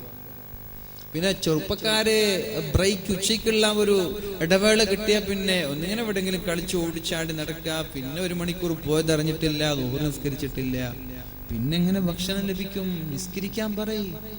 7 വയസ്സ് മുതൽ 15 വയസ്സ് വരെ നിസ്കാരം കൊണ്ട് കൽപ്പിച്ച് ആ ഒരു ട്രെയിനിങ് നമ്മൾ കൊടുത്താൽ, മോനെ നിസ്കരിക്കുന്ന പറഞ്ഞാൽ മാത്രം പോരാ, നിസ്കരിക്കുന്ന ഉമ്മയെയും നിസ്കരിക്കുന്ന ഉപ്പയെയും മക്കൾ കാണണം. ബാങ്ക് വിളിക്കുമ്പോ ജോലിയെല്ലാം മാറ്റിവെച്ച് നിസ്കരിക്കുന്ന ഉപ്പയെയും ഉമ്മയെയും കണ്ടിട്ടായിരിക്കണം നമ്മുടെ മക്കൾ വളരുന്നത്. അപ്പൊ നമ്മൾ ആദ്യം നന്നാവേണ്ടി വരും. മക്കൾ നന്നാവാൻ ആഗ്രഹമുള്ള ആളുകൾ കുറച്ച് റിസ്ക് എടുക്കേണ്ടി വരും. ഇതൊന്നും വെറുതെ അലാവുദ്ദീന്റെ അത്ഭുത വിളക്ക് പോലെ അത്ഭുതങ്ങൾ സംഭവിക്കൂല. വീടിൽ നന്മ വെളിയണമെങ്കിൽ അധ്വാനം വേണം. ഖദ് അഫ്ലഹൽ മുഅ്മിനൂൻ, അധ്വാനിക്കുന്ന മുഅ്മിനീങ്ങൾക്കാണ് വിജയം. അധ്വാനിക്കുന്ന മുഅ്മിനീങ്ങൾ, അഫ്ലഹ ഫല്ലാഹ്, കർഷകൻ എന്ന പദത്തിൽ നിന്ന് അഫ്ലഹ വരും. അധ്വാനിക്കുന്ന മുഅ്മിനീങ്ങൾക്കാ വിജയം.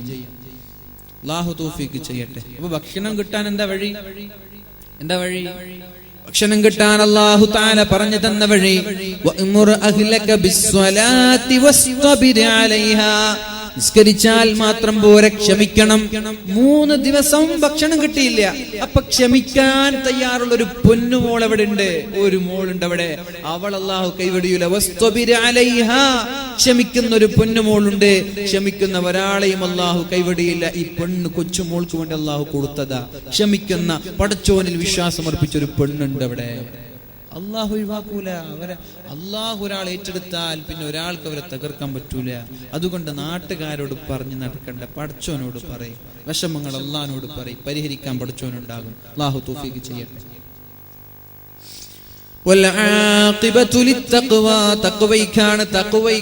തഖ്വയുള്ളവർക്കാണ് അന്തിമ വിജയമുള്ളത്. മഹാനായ മൂസാ നബി അലൈഹിസ്സലാമിനോടും മൂസാ നബി അലൈഹിസ്സലാമിന്റെ അനുയായികളോടും ഫിർഔനിന്റെ ശല്യത്തിൽ നിന്ന്, ഫിർഔനിന്റെ പ്രശ്നങ്ങളിൽ നിന്ന് നിങ്ങളെ ഞാൻ രക്ഷപ്പെടുത്തി തരാം. അവിടെയും ഡിമാൻഡ് പറഞ്ഞത് എന്താ? നിങ്ങൾ നിസ്കരിക്കാൻ തയ്യാറായാൽ നിങ്ങൾ പൊടിക്കും. ഞാൻ ഇന്നലെ പറഞ്ഞില്ലേ, നമ്മൾ ഇന്ന് ജുമുഅക്ക് വന്ന ആളുകള് നമ്മുടെ കൊലവേലുന്ന കൊലപാതകം നടക്കുന്ന സ്ഥലം ഒന്നല്ലല്ലോ, കൊളവേല് പള്ളിയിൽ ജമാഅത്തില് ഇന്ന് ജുമുഅയ്ക്ക് ഒരുമിച്ച് കൂടിയ അത്ര ആളുകൾ എല്ലാ സുബഹി നിസ്കാരത്തിനും ഒരുമിച്ച് കൂടിയിരുന്നെങ്കിൽ നമ്മുടെ മുഅ്മിനീങ്ങളുടെ പ്രതാപം നഷ്ടപ്പെടുമായിരുന്നില്ല. ഇന്ന് ജുമാക്ക് കൂടിയ ആളുകൾ നാളെ സുബഹി നിസ്കാരത്തിന് കൂടി നോക്കിയേ. എല്ലാ പള്ളികളിലും ജുമാക്ക് കൂടുന്ന ആളുകൾ സുബഹി നിസ്കാരത്തിന് കൂടിയാൽ നമ്മൾക്കെതിരെ ഒരു ആക്ഷേപം ഉണ്ടാവൂല. ബീഫിന്റെ പേരിൽ ആക്ഷേപം ഉണ്ടാവൂല, പശുവിന്റെ പേരിൽ ആക്ഷേപം ഉണ്ടാവൂല, ഒരു തീവ്രവാദി ആക്ഷേപം നമ്മുടെ പേരിൽ ഉണ്ടാവൂല. നമ്മൾ തെറ്റ് ചെയ്യാൻ തുടങ്ങിയപ്പോ അള്ളാഹു നമ്മളെ പരീക്ഷിക്കാൻ തുടങ്ങിയതാണ്. അങ്ങനെയാണ്, അതന്നെയാണ്. നമ്മൾ മാറിയപ്പോ നമ്മൾക്ക് പരീക്ഷണങ്ങൾ നേരിടേണ്ടി വരികയാണ്. അപ്പൊ നമ്മൾക്ക് മടങ്ങാം.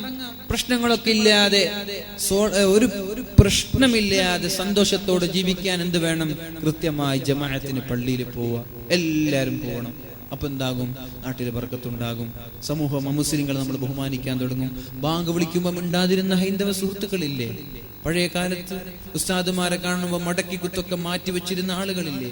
കണ്ണീത്ത് ഉസ്താദൊക്കെ വരുമ്പോ വലിയ വലിയ RSSകാര് വരെ ബഹുമാനിച്ചിരുന്ന, കണ്ണീത്ത് ഉസ്താദിന്റെ മയ്യത്ത് കാണാൻ ലക്ഷക്കണക്കിന് ആളുകൾ ഒരുമിച്ച് കൂടിയപ്പോ അവിടെയുള്ള വാഴക്കാടുള്ള RSSകാരാണ് നാരങ്ങ വെള്ളം കൊടുത്തതെന്ന മയ്യത്ത് കാണാൻ വന്നവർക്ക്. എന്തേ ഇവിടെ നന്നായ ബഹുമാനിക്കാൻ ആളുണ്ടാകും. നമ്മൾ മോശമാകുമ്പോഴാണ് ലോകത്തിന്റെ മുക്കുമൂലകളിൽ നിന്ന് തെറിയും ആക്ഷേപവും കേൾക്കേണ്ടി വരുന്നത്. പിഴവ് നമ്മളുടേതാണ്, കുഴപ്പം നമ്മുടേതാണ്. നമ്മൾ നന്നാവണം. അല്ലാഹു തൗഫീഖ് ചെയ്യട്ടെ.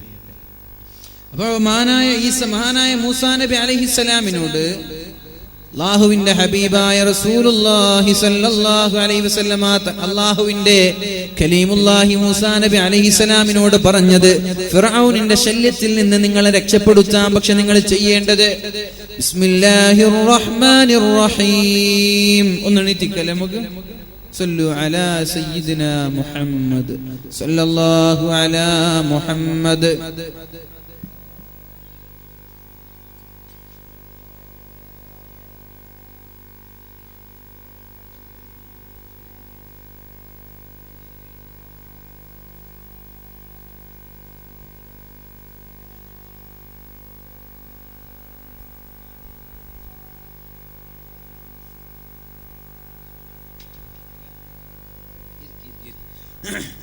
അങ്ങാടകര് വെള്ളമൊന്നും വെച്ചിട്ടില്ല.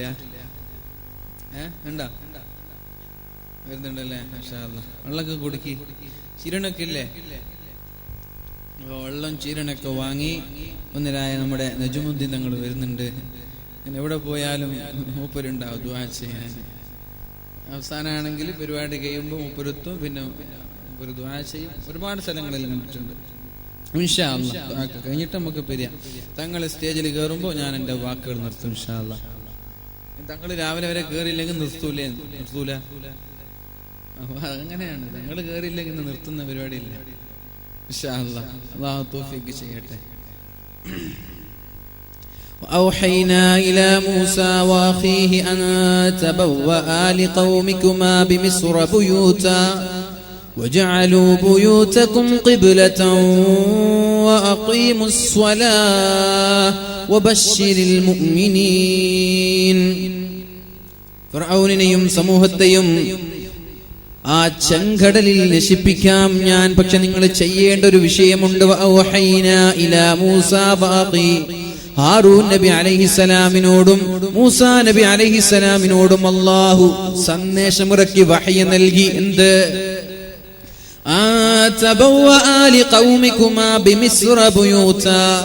നിങ്ങൾ മിസ്റിലേക്ക് കടന്നു പോകണം. വജഅലൂ ബുയൂതകും ഖിബ്ല. നിങ്ങളുടെ വീടിനെ ഖിബ്ലയായി നിങ്ങൾ കാണുകയും വഅഖീമുസ്സലാ. നിങ്ങൾ നിസ്കാരം നിലനിർത്തുകയും ചെയ്താൽ ഫിർഔനെയും സമൂഹത്തെയും ഞാൻ നശിപ്പിച്ചു തരാമെന്ന അല്ലാഹുവിന്റെ വാഗ്ദാനം. നിസ്കരിച്ചപ്പോ ഫിർഔനെയും സമൂഹത്തിനെയും എല്ലാത്തിനെയും അല്ലാഹു നശിപ്പിച്ചു കളഞ്ഞു. അപ്പൊ എല്ലാത്തിനും പരിഹാരം എന്താ? നമ്മൾ നിസ്കരിക്കുക. നിസ്കാരക്കാരായ പരിഹാരമുണ്ട്. മഹാനായ ഇബ്രാഹിം നബി അലൈഹിസ്സലാം മക്ക മണലാരുണ്യത്തിലേക്ക് പിഞ്ചു പൈതലിനെയും കൂട്ടി കടന്നു പോവുകയാണ്. ആലോചിക്കണം സഹോദരിമാരെ, ആലോചിക്കണം. മക്കളില്ലാതെ പ്രയാസങ്ങൾ അനുഭവിച്ച് ഒരുപാട് കാലം അള്ളാഹുവിനോട് കരഞ്ഞ് ദുആ ചെയ്തു. 100ാമത്തെ വയസ്സിലാണ് ഒരു പെണ്ണിൽ നിന്ന് മഹാനായ ഇബ്രാഹിം നബി അലൈഹിസ്സലാമിന് ഒരു കുട്ടിയുണ്ടാവുന്നത്, ഇസ്മായിൽ എന്ന കൊച്ചുമോൻ. പക്ഷേ ആ സന്തോഷം നീണ്ടു നിന്നില്ല.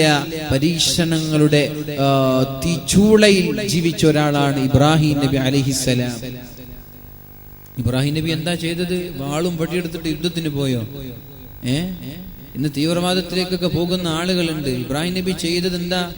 വാളും വടിയെടുത്തിട്ട് യുദ്ധത്തിന് പോയതല്ല. ഇബ്രാഹിം നബി ചെയ്തത് അവിടെ തീക്കുണ്ടാരം ഉണ്ടാക്കിയപ്പോ ആ തീക്കുണ്ടാരത്തിലേക്ക് എടുത്തു ചാടിയതാണ്. ആക്രമിക്കാൻ വേണ്ടിയിട്ട് ആള് കാത്തിരുന്നപ്പോ തല വെച്ച് കൊടുത്ത് നിങ്ങൾ കൊന്നോളൂ, അങ്ങനെ ചെയ്തതല്ലാതെ വാളും പരിചയമായിട്ട് തിരിച്ച് യുദ്ധത്തിന് പോയിട്ടില്ല. ربي ربنا إني أسكنت من ذريتي بواد غير ذي زرع عند بيتك المحرم. അല്ലാഹുവേ, വന്ദരായ നമ്മുടെ ആദരണീയനായ സയ്യിദ് നജ്മുദ്ദീൻ പൂക്കോയ തങ്ങൾ നമ്മുടെ സദസ്സിലേക്ക് കടന്നു വരികയാണ്. അല്ലാഹു അക്ബർ, അല്ലാഹു അക്ബർ, അല്ലാഹു അക്ബർ. لا إله إلا الله والله أكبر الله أكبر ولله الحمد.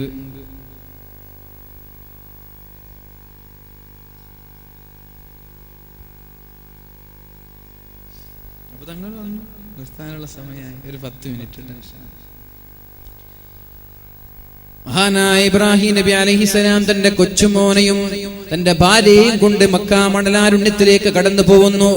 എന്നിട്ട് കഅബ എവിടെയാണോ നിലനിൽക്കുന്നത് അവിടെ മഹദിയായ ഹാജർ ബീവിയെയും ഇസ്മായിൽ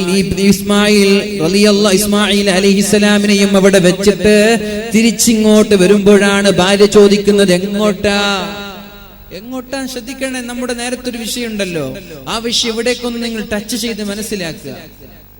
അവിടെ ഉപേക്ഷിച്ചിട്ട് പോവാണ്, അവിടെ വെച്ചിട്ട് പോവാണ്. അവിടെ ഭക്ഷണം ഉണ്ടോ? ഇല്ല.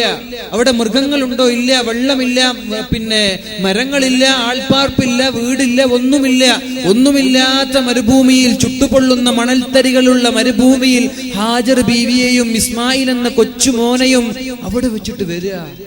ഭാര്യ ചോദിച്ചു, എങ്ങോട്ടാണ് ഈ പോകുന്നത്? വർഷങ്ങളായി കരഞ്ഞുകൊണ്ട് ദുആ ചെയ്തതിന് ശേഷമാണ് ഒരു കുഞ്ഞിക്കാല് കാണാൻ ഭാഗ്യം ലഭിച്ചത്. എങ്ങോട്ടാണ് ഈ പോകുന്നത്? ഒന്നും മിണ്ടിയില്ല.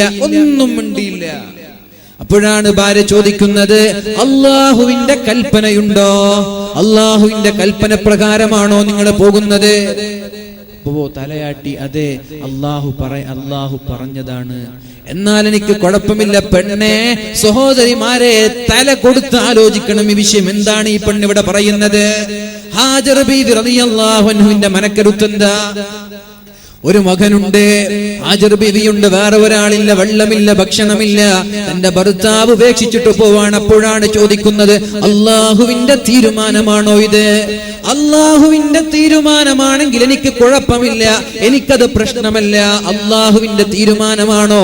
എനിക്ക് പ്രശ്നമേ അല്ല എന്ന് പറഞ്ഞുകൊണ്ട് മഹദിയായ ഹാജർ ബീവിയും ഇസ്മായിൽ നബി അലൈഹിസ്സലാമും കുഞ്ഞുമോൻ അവിടെ നിൽക്കുകയാണ്, പിഞ്ചു പൈതൽ അവിടെ നിൽക്കുകയാണ്. എന്നിട്ട് മഹാനായ ഇബ്രാഹിം നബി അലൈഹിസ്സലാം ഒരുപാട് ദൂരം നടന്നിട്ട് കഅബയിലേക്ക് തിരിഞ്ഞുകൊണ്ടൊരു ദുആ ചെയ്യുന്നുണ്ട്. റബ്ബനാ ഇന്നി അസ്കൻതു മിൻ ദുർരിയതി, എന്റെ ഭാര്യയെയും എന്റെ മകനെയും ഞാൻ അവിടെ പാർപ്പിക്കാനുള്ള കാരണം ഒഴിവാക്കി പോന്നതല്ല, ഞാൻ അവിടെ താമസിപ്പിക്കാനുള്ള കാരണം ബിവാദിൻ ഗൈരി ദീ സറഇൻ, കൃഷിയില്ലാത്ത, വെള്ളമില്ലാത്ത, ആൾപ്പാർപ്പില്ലാത്ത സ്ഥലത്ത് ഞാൻ എന്റെ ഭാര്യയെയും എന്റെ കൊച്ചുമോനെയും താമസിപ്പിക്കാനുള്ള കാരണം റബ്ബനാ ലിയുഖീമുസ്സലാ, അവർ നിസ്കരിക്കാൻ വേണ്ടിയാണ്, നിസ്കാരം നിലനിർത്താൻ വേണ്ടിയിട്ടാണ് ഞാനവിടെ ഉപേക്ഷിക്കുന്നതല്ല, ഞാനവിടെ താമസിപ്പിച്ചത്. അള്ളാഹുവിനോട് ദുആ ചെയ്യാ, പഠിച്ചോനെ ഞാനവിടെ താമസിപ്പിച്ചു വന്നത് എന്തിനാ? ലിയുഖീമുസ്സലാ, അവർ നിസ്കാരം നിലനിർത്താനാണ്. എവിടെ നോക്കിയാലും നിസ്കാരം നിലനിർത്തുന്ന വിഷയമേ ഇവിടെ ചർച്ചയുള്ളൂ. അതുകൊണ്ട് റബ്ബേ ഫജഅൽ അഫ്ഇദതം മിനന്നാസി തഹ്വീ ഇലൈഹിം, ജനങ്ങൾക്ക് ആ ഒരു മേഖലയോട് താല്പര്യമുണ്ടാക്കണേ അല്ലാഹ്. എവിടെ? കഅബ, മക്ക, ഹറം, അവിടെ ജനങ്ങൾക്കൊരു താല്പര്യം ഉണ്ടാക്കണേ. മൂന്നാറിലേക്ക് പോയ ആളുകളുണ്ടോ അവിടെ? ഇല്ലേ? മൂന്നാറിലേക്ക് പോയ ആളില്ലേ? ഊട്ടി പോയ ആളുകളില്ലേ? കുളുമണാലിയും ഷിംലയും ഒക്കെ പോയ ആളില്ലേ? താജ്മഹൽ കണ്ട ആളുകളില്ലേ? പക്ഷേ അവിടെയുള്ള പ്രകൃതിയുടെ രമണീയത ഉണ്ടോ? ഇവിടെ മക്കത്തുണ്ടോ? മനോഹരമായ പ്രകൃതിയുണ്ടോ? മനോഹരമായ ഫുജൈറയും ജുമൈറും ഒക്കെ അവിടെ ഉണ്ടോ? കുന്ന് മഞ്ഞ് പെയ്യുന്ന മലക്കൂട്ടങ്ങൾ അവിടെ ഉണ്ടോ? ഇല്ല. എന്താ അവിടെ ഉള്ളത്? വലിയ വലിയ പാറക്കെട്ടുകള്, ശക്തമായ ചൂടുള്ള മണൽത്തരികള്, സൂര്യൻ കത്തിജ്വലിക്കുന്നുണ്ട്. അവിടെ മരങ്ങളില്ല, പുഴയില്ല, അരുവിയില്ല. മനോഹരമായി മന്ദമാരുതൻ അല്ലെങ്കിൽ മന്ദസ്മിതം തൂക്കി കടന്നു പോകുന്ന പുഴയുടെ ഓളങ്ങൾ അവിടെ ഇല്ല. അവിടെ ഒന്നുമില്ല. പക്ഷെ ആളുകൾക്ക് അവിടെ പോവാൻ വല്ലാത്ത താല്പര്യമാണ്, അല്ലെ? എന്താ നമ്മളുടെ ജീവിതത്തിൽ ആഗ്രഹം? എനിക്ക് ഉസ്താദ് ഒന്ന് ഹജ്ജ് ചെയ്യാൻ അല്ലെങ്കിൽ ഉംറ ചെയ്യാൻ എനിക്ക് ആഗ്രഹമുണ്ട്, ദുആ ചെയ്യണം. ജനങ്ങൾക്കൊക്കെ അവിടെ പോകാൻ വല്ലാത്ത താല്പര്യം. എന്തേ? ഇതാരാ ദുആ ചെയ്തത്? ഇബ്രാഹിം നബി ദുആ ചെയ്യാ, വജഅൽ അഫ്ഇദതൻ നാസി തഹ്വി ഇലൈഹിം. ജനങ്ങൾക്ക് അവിടെ എത്താൻ ഒരു താല്പര്യം ഉണ്ടാക്കണം. അപ്പൊ ലോകത്തുള്ള എല്ലാ മുസ്ലിങ്ങൾക്കും എങ്ങനെങ്കിലും അവിടെ എത്തിപ്പെടണം എന്ന് താല്പര്യം. അതുകൊണ്ടാണ് വീൽ ചെയറിലൊക്കെ നടക്കാനും ഇരിക്കാനും കഴിയാത്തവൻ വീൽ ചെയറിലൊക്കെ പോയിട്ട് തവാഫ് ചെയ്യുന്നത്. വെറുതെ അല്ല. അത് മാത്രമോ തങ്ങൾ ഇരുത്തി ഇവിടെ എനിക്ക് പറയാൻ വിഷമുണ്ട്, അതുകൊണ്ട് ഞാൻ പറഞ്ഞിട്ടുണ്ട് തങ്ങൾ കുറച്ച് വൈകിട്ട് കൊണ്ടുവന്നാൽ മതി. പക്ഷെ നേരത്തെ കൊണ്ടുവന്നു. ഭക്ഷണം, ഫലങ്ങളുണ്ടല്ലോ, ഫ്രൂട്ട്സ്, അതവർക്ക് വൈവിധ്യമാർന്ന ഫ്രൂട്ട്സ് കൊടുക്കണം. മക്കത്ത് കിട്ടാത്ത ഫ്രൂട്ട്സും ഇല്ല ഇന്ന്. ഇത് ഇബ്രാഹിം നബിയുടെ ദുആയുടെ ഫലമാണ്. ഏതായാലും ഞാൻ നിർത്താൻ പോവാണ്. ഒരു വിഷയം ശ്രദ്ധിക്കുക. അൻ അബ്ദുല്ലാഹി ഇബ്നു ഉമർ അൻ നബി സല്ലല്ലാഹു അലൈഹി വസല്ലം അന്നഹു ദക്കറ സ്വലാത്ത്, നിസ്കാരത്തെ കുറിച്ച് പറഞ്ഞപ്പോൾ അദ്ദേഹം പറഞ്ഞു, മൻ ഹാഫള അലൈഹാ, നിസ്കാരം കൃത്യമായി നിസ്കരിക്കുന്ന ആൾ, കാനത് ലഹു നൂറൻ വബുർഹാനൻ വനജാഹത്തൻ യൗമൽ ഖിയാമ, നിസ്കാരം നിലനിർത്തുന്ന ആളുകളുടെ മുഖത്തൊരു പ്രകാശമുണ്ടാകും. നൂർ ബുർഹാനൻ, ഒരു ഗൗരവം, ഒരു ഒരു ഒരു വലിയ വലിയ പണ്ഡിതന്മാർ, കാളമ്പാടി ഉസ്താദിന്റെ മുഖം കാണുമ്പോൾ, അല്ലെങ്കിൽ ചില നേതാക്കന്മാരുടെ, ഉസ്താദിന്റെ ചെറുശ്ശേരി ഉസ്താദിന്റെ ഒക്കെ ഒരു മുഖം കാണുമ്പോൾ ഒരു ഈമാൻ, എന്തേ ആ ഒരു പ്രകാശം എങ്ങനെ കിട്ടുന്നത്? അത് നിസ്കരിക്കുമ്പോഴുള്ള കിട്ടുന്ന പ്രകാശമാണ്. കൃത്യമായി നിസ്കരിക്കുന്ന ആളുകളുടെ മുഖത്തൊരു പ്രകാശം ഉണ്ടാകും. ഇനി നിസ്കരിക്കാത്ത ആളാണോ? അവരോ കൃത്യമായി നിസ്കാരം നിലനിർത്താത്ത ആൾ ഖാറൂനിന്റെ കൂടെയാണ് നാളെ, ഫിർഔനിന്റെ കൂടെയാണ്, ഹാമാനിന്റെ കൂടെയാണ്, ഉബയ്യ് ഇബ്നു ഖലഫിന്റെ കൂടെയാണ്. മഹാനായ ഇബ്നുൽ ഖയ്യിം റളിയല്ലാഹു അൻഹു പറഞ്ഞു, മൻ ശഗലഹു അനിസ് സ്വലാത്തി മുൽക്കു, നിസ്കരിക്കാൻ സമയം കിട്ടാതിരിക്കാനുള്ള കാരണം പള്ളിയുടെ പ്രസിഡന്റ് ആയതാണ്, നാട്ടിന്റെ MLA ആയതാണ്, മന്ത്രിയായതാണ്, പ്രധാനമന്ത്രി ആയതാണ്, രാഷ്ട്രീയ സംഘടന നേതാക്കളായതുകൊണ്ട് നിസ്കരിക്കാൻ സമയം കിട്ടിയില്ല. ഈ കാരണത്താൽ ഒരാൾ നിസ്കാരം ഉപേക്ഷിച്ചാൽ ഹുശിറ മഅ ഫിർഔൻ, അവനെ ഫിർഔന്റെ കൂട്ടത്തിലാണ് അല്ലാഹു നാളെ പെടുത്തുന്നത്. മനസ്സിലായോ? ബാഫഖിത്തങ്ങൾ ഒരു സമൂഹത്തെ ഒന്നടങ്കം നയിച്ച ആളാ. ഒരു രാഷ്ട്രീയ പാർട്ടിയെയും ഒരു മതസംഘടനയെയും വരച്ച വരയിൽ നിർത്തി ആളുകളുടെ വല്ലാതെ താല്പര്യത്തോടെയും ബഹുമാനത്തോടെയും സമൂഹത്തെ കൊണ്ടു നടന്ന ആളാ ബാഫഖിത്തങ്ങൾ. പക്ഷേ എന്തായിരുന്നു ആ അംബാസഡറിൽ ഉണ്ടായിരുന്നത്? ഒരു മുസ്ഹഫ്, ഒരു കഫമുട. അംബാസഡറിൽ കൊണ്ടു നടന്നത് ഒരു മുസ്ഹഫ്, ഒരു കഫമുട. നേതാവാണ്, ലീഗിന്റെ വലിയ നേതാവാണ്. ബാഫഖിത്തങ്ങളാണ് ഇവിടെ മദ്രസ പ്രസ്ഥാനത്തിന് തുടക്കം കുറിച്ചത്. നീണ്ടുകിടക്കുന്ന 10,000-കണക്കിന് മദ്രസകൾ ആരാണ് തുടക്കം കുറിച്ചത്? മഹാനായ ബാഫഖിത്തങ്ങൾ. നടന്ന് പിരിവെടുത്തിട്ടാണ് സ്ഥാപനം മദ്രസ തുടക്കം കുറിച്ചത്. ഇന്ന് ചെല്ലുന്ന 3 സ്വലാത്തുകൾ ലക്ഷക്കണക്കിന് സ്വലാത്തായിട്ട് എത്തുന്നത് ബാഫഖിത്തങ്ങളുടെ ഖബറിടത്തിലേക്കാണ്. ആ ബാഫഖിത്തങ്ങൾക്ക് അധികാരമോ അല്ലെങ്കിൽ സ്ഥാനങ്ങളോ ഒരിക്കലും നിസ്കാരം നഷ്ടപ്പെടാൻ കാരണമായിട്ടില്ല. ഖുർആനും കഫമുടയും എവിടെ കൊണ്ട് നടന്നു? കാറിൽ കൊണ്ട് നടന്നു മഹാനായ ബാഫഖിത്തങ്ങൾ. അല്ലാഹു തൗഫീഖ് ചെയ്യട്ടെ, അല്ലാഹു തൗഫീഖ് ചെയ്യട്ടെ. മഹാനായ സി.എച്ച്. ഹൈദറുസ് മുസ്ലിയാർ, അദ്ദേഹത്തിന്റെ ഒരിക്കലേ ബസ് എന്തോ കേടായപ്പോൾ ആളുകളൊന്നും കാണുന്നില്ല, ഉപ്പരെ കാണുന്നില്ല. ആളുകൾ ചായ കുടിക്കാൻ വേണ്ടിയിട്ട് ഹോട്ടലിൽ പോയത്. പക്ഷേ സി.എച്ച്. ഹൈദറുസ് മുസ്ലിയാരെ കാണുന്നില്ല. അദ്ദേഹത്തെ നോക്കിയപ്പോ തൊട്ടപ്പുറത്തുള്ള പള്ളിയിൽ ഇരുന്നിട്ട് ഖുർആൻ ഓതാ. അല്ലാഹു അക്ബർ. ഇങ്ങനെയാണ് മഹാന്മാർ ചെയ്യുന്നത്. അപ്പോ ഇതൊക്കെ ആഖിറത്തിൽ ഉപകരിക്കും. പക്ഷേ അധികാരം ഒരാളുടെ നിസ്കാരം നഷ്ടപ്പെടാൻ കാരണമായാൽ ഹുശിറ മഅ ഫിർഔൻ, ഫിർഔനിന്റെ കൂടെ അല്ലാഹു നാളെ ഒരുമിച്ച് കൂട്ടും. വമൻ ശഗലഹു അൻഹാ മാലുഹു, സമ്പത്താണ് ഒരാൾക്ക് നിസ്കാരം നഷ്ടപ്പെടാൻ കാരണം. ജോലി, ബിസിനസ്, വലിയ ബിസിനസ് സാമ്രാജ്യങ്ങൾ പടുത്തുയർത്തി. അപ്പൊ അതിന്റെ ഇടയിൽ നിസ്കാരം നഷ്ടപ്പെട്ടു പോയാൽ, പൊന്നു ചെറുപ്പക്കാരാ, ബിസിനസ് സാമ്രാജ്യങ്ങളിൽ സാമ്പത്തികമായിട്ടുള്ള ഉത്തുംഗതയിൽ ജീവിക്കുന്ന ആളുകൾ ശ്രദ്ധിക്കണേ.